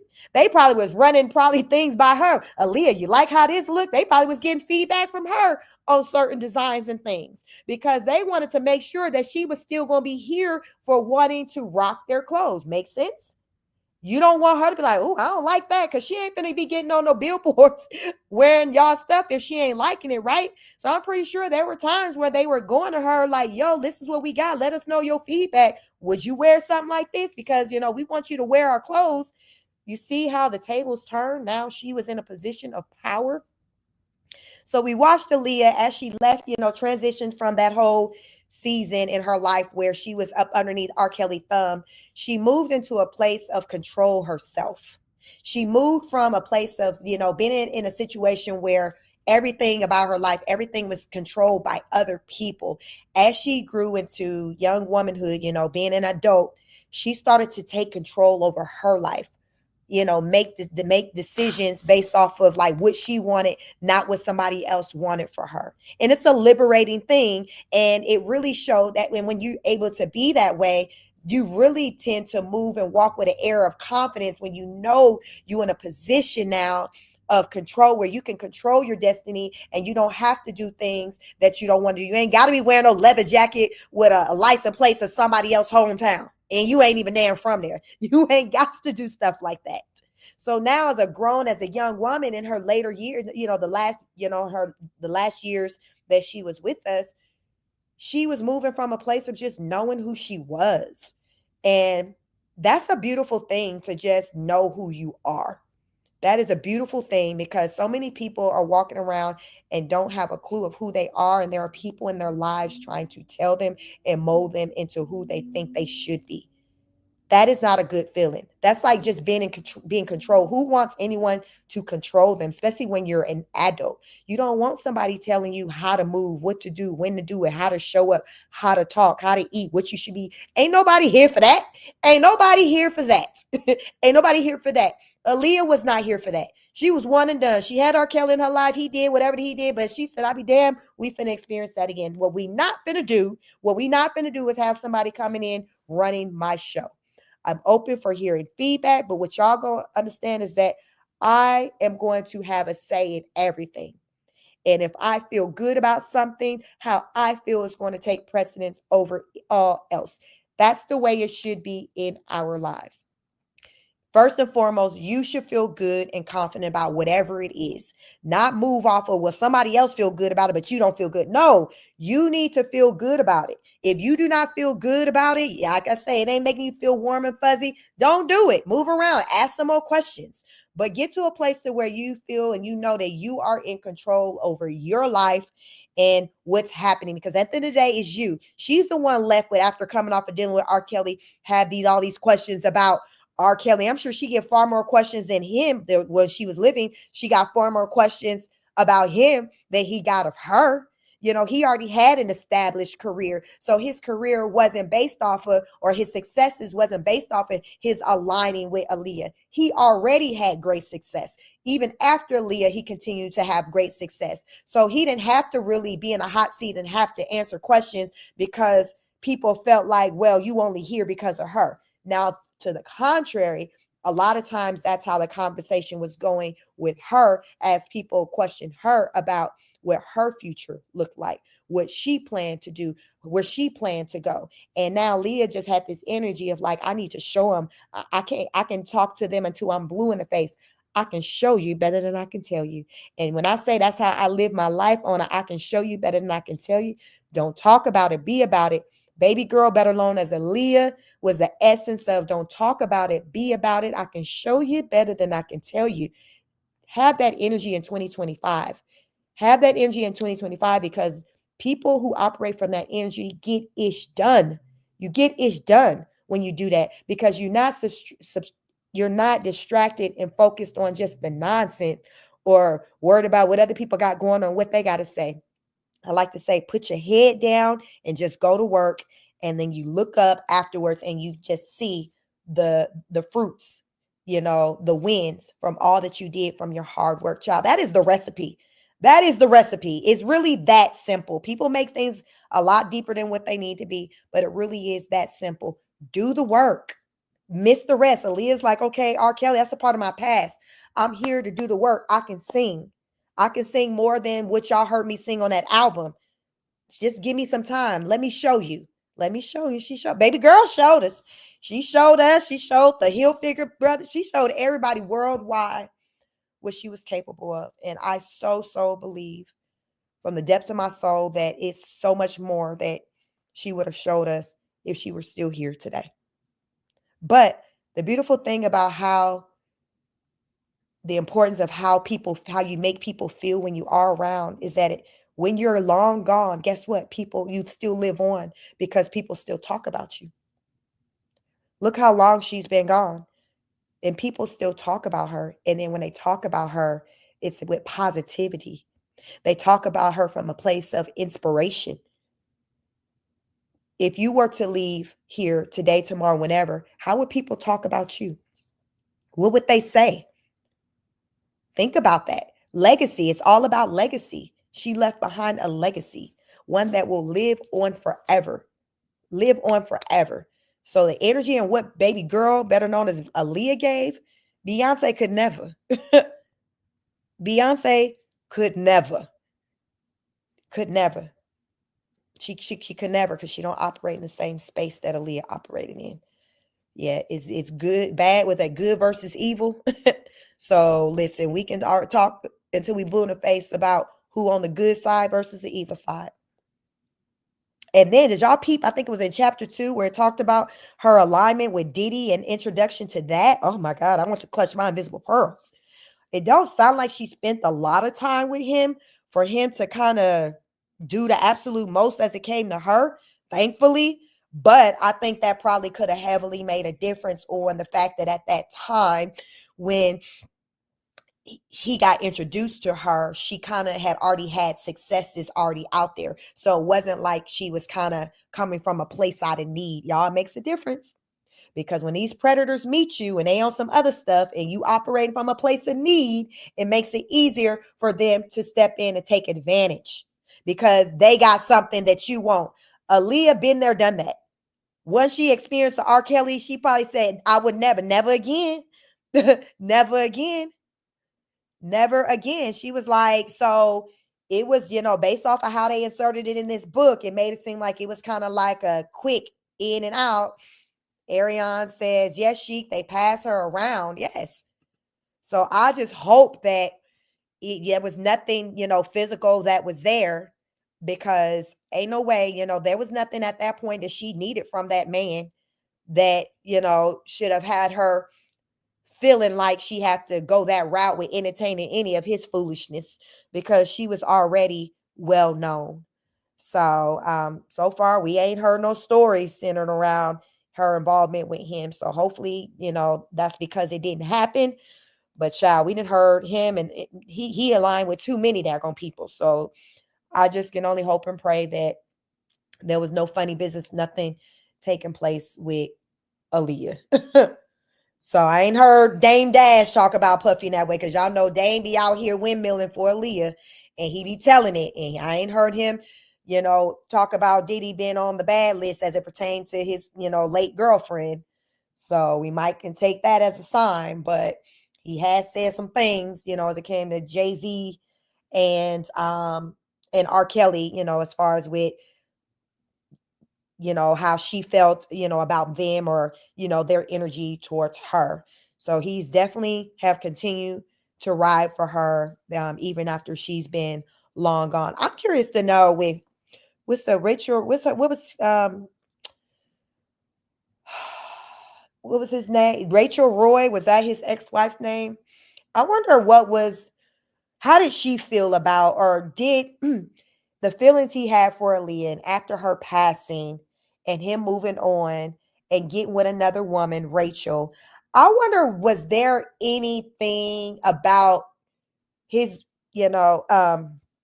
Dame Dash relationship with Aaliyah and its her untimely demise and just basically their relationship ending because she died? I wonder, did that have any impact on his relationship with the woman he ended up marrying and having children with? I think her name was Rachel Roy. Because he seemed like he was just really in love with her. It seemed like, they both were really into each other. So I wonder with Rachel Roy, did she ever feel like there were times where she felt like he really wasn't connected to her in a way that maybe she connected to him because of how things ended with his previous relationship, Aaliyah? Did she ever feel like maybe she would be compared to her? And if any of that may have contributed to the ending of their relationship and their marriage eventually. I'm just wondering because he really loved Aaliyah. He still to this day talk about her. You're going to hear him talk about Aaliyah probably more than Rachel Roy. So it's almost like that was always his true love. And it's like, did he ever really love Rachel as much as he loved Aaliyah? That's the question. I'm just curious, y'all. I'm just curious. Ariane says, can you imagine? I hope she not on Diddy tapes. Child, I hope not. Lord Jesus. Ariane says, I think so. He was too much into Aaliyah than her. It had to, because just think about just us as humans, like coming off of just you meet somebody, they tell you their last relationship ended only because of the death of that person. And I don't even know what the time span was between him hooking up with Rachel coming off of, Aaliyah's death, but just you being that next person, and then you seeing and hearing in the media how much they loved one another. I would imagine, there were times still when he was married to Rachel, he's having conversations with people about Aaliyah, defending her. Like, to me, it just seems like something that would just kind of be a problem at times, just for Rachel, just as a woman. Because what woman want to be the person coming off of Aaliyah and you with your man and his last person was Aaliyah? Like, who trying to do that? Ain't nobody trying to do that. Ain't nobody trying to do that. Ain't nobody trying to do that. So, and especially if you were like a fan of hers, and it's just like, yeah, no, I wouldn't want to be in that position. I'm just saying. Arion says, no, today he's still on Aaliyah. And today he's still on Aaliyah. Yeah, he don't be talking about no Rachel. I have to struggle to try to remember her name. And that's the mother of his kids. He don't be talking about her. I think, what they say, the one that got away, it's just that, she died. And otherwise, I believe, that's who he would have married and created a family with. And I'm sure Rachel knows that too. And listen, yeah. It is what it is, what they say. We all had that one, what they say, the one that got away. We got that one. And if we're lucky enough, we're able to be with that one and make a life with that one. But then you have those times where that one, they get away. And it's like anybody who comes after that, it just never measured up to that person. So, I think, that's Damon's thought. And I think he probably sits in a lot of anger because being that he's in the industry, he know that there was other forces that played a part in her not being here. It wasn't like it was something that was naturally that happened. He know there were things that was put into place that resulted in her no longer being with us. So I think he's just angry. I think, when he talks about her, a lot of it is centered around hurt and anger. And I think he knows a lot of stuff that he might not probably even talk about with us. He probably, speak privately to, people that he had personal relationships with, but he's in the industry. So he's aware of some things. But what can he do? It's done. But I think, he's still bothered and impacted by that. Arion says, nothing lasts forever. Live in the moment. Life is too short. Exactly. And the thing that he has going for him is he has his good memories of when they were together, and it wasn't like, okay, I guess from what we know, when she left us, they were broken up. They were at, had, were at odds against each other. It was just that for whatever reason, he wasn't able to be there, with her on that. I think maybe he had something going on back, at home, and he couldn't be there with her when she was doing the video shoot. But of course, you're like, okay, babe, I got this going on. I see you when you get back home. Like, you ain't thinking nothing of it. Like somebody going to work, and it's just that, they don't come back. So it's a lot. I'm sure he lives in a lot of regret because maybe he thinks about if he should have maybe said no or did some changes with his schedule to go with her.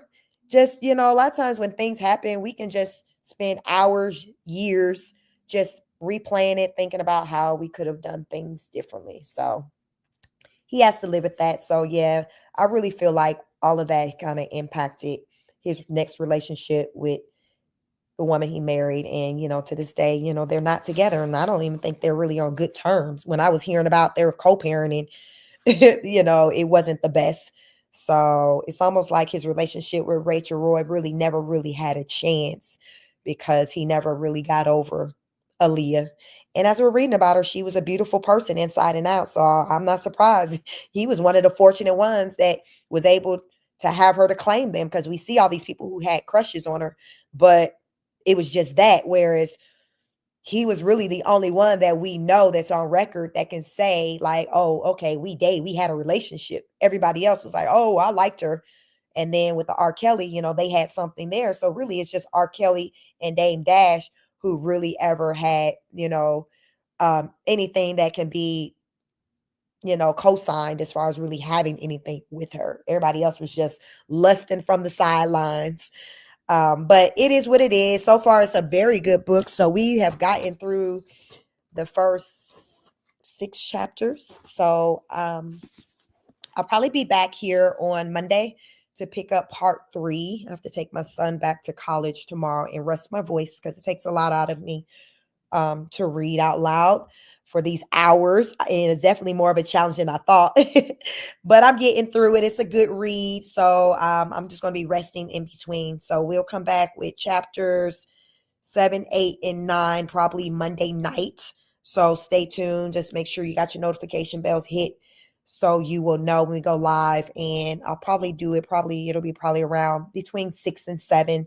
So I'll schedule that between tonight and tomorrow. So you'll kind of be able to plan around that to tune in for our next live reading, because we're going to be getting these books in, y'all. We're going to be getting these books in this year. Ariane says, great live. She's thanks for getting the book. Thank you for the recommendation, Ariane. I've been enjoying this, but it's definitely, taking a lot out of me, with the reading, with my vocals. So I just got to take care of myself in between to make sure that I'm good. So far it's been working with me, kind of breaking in between reads. Because I think we did our last one. We did the first one on New Year's Day.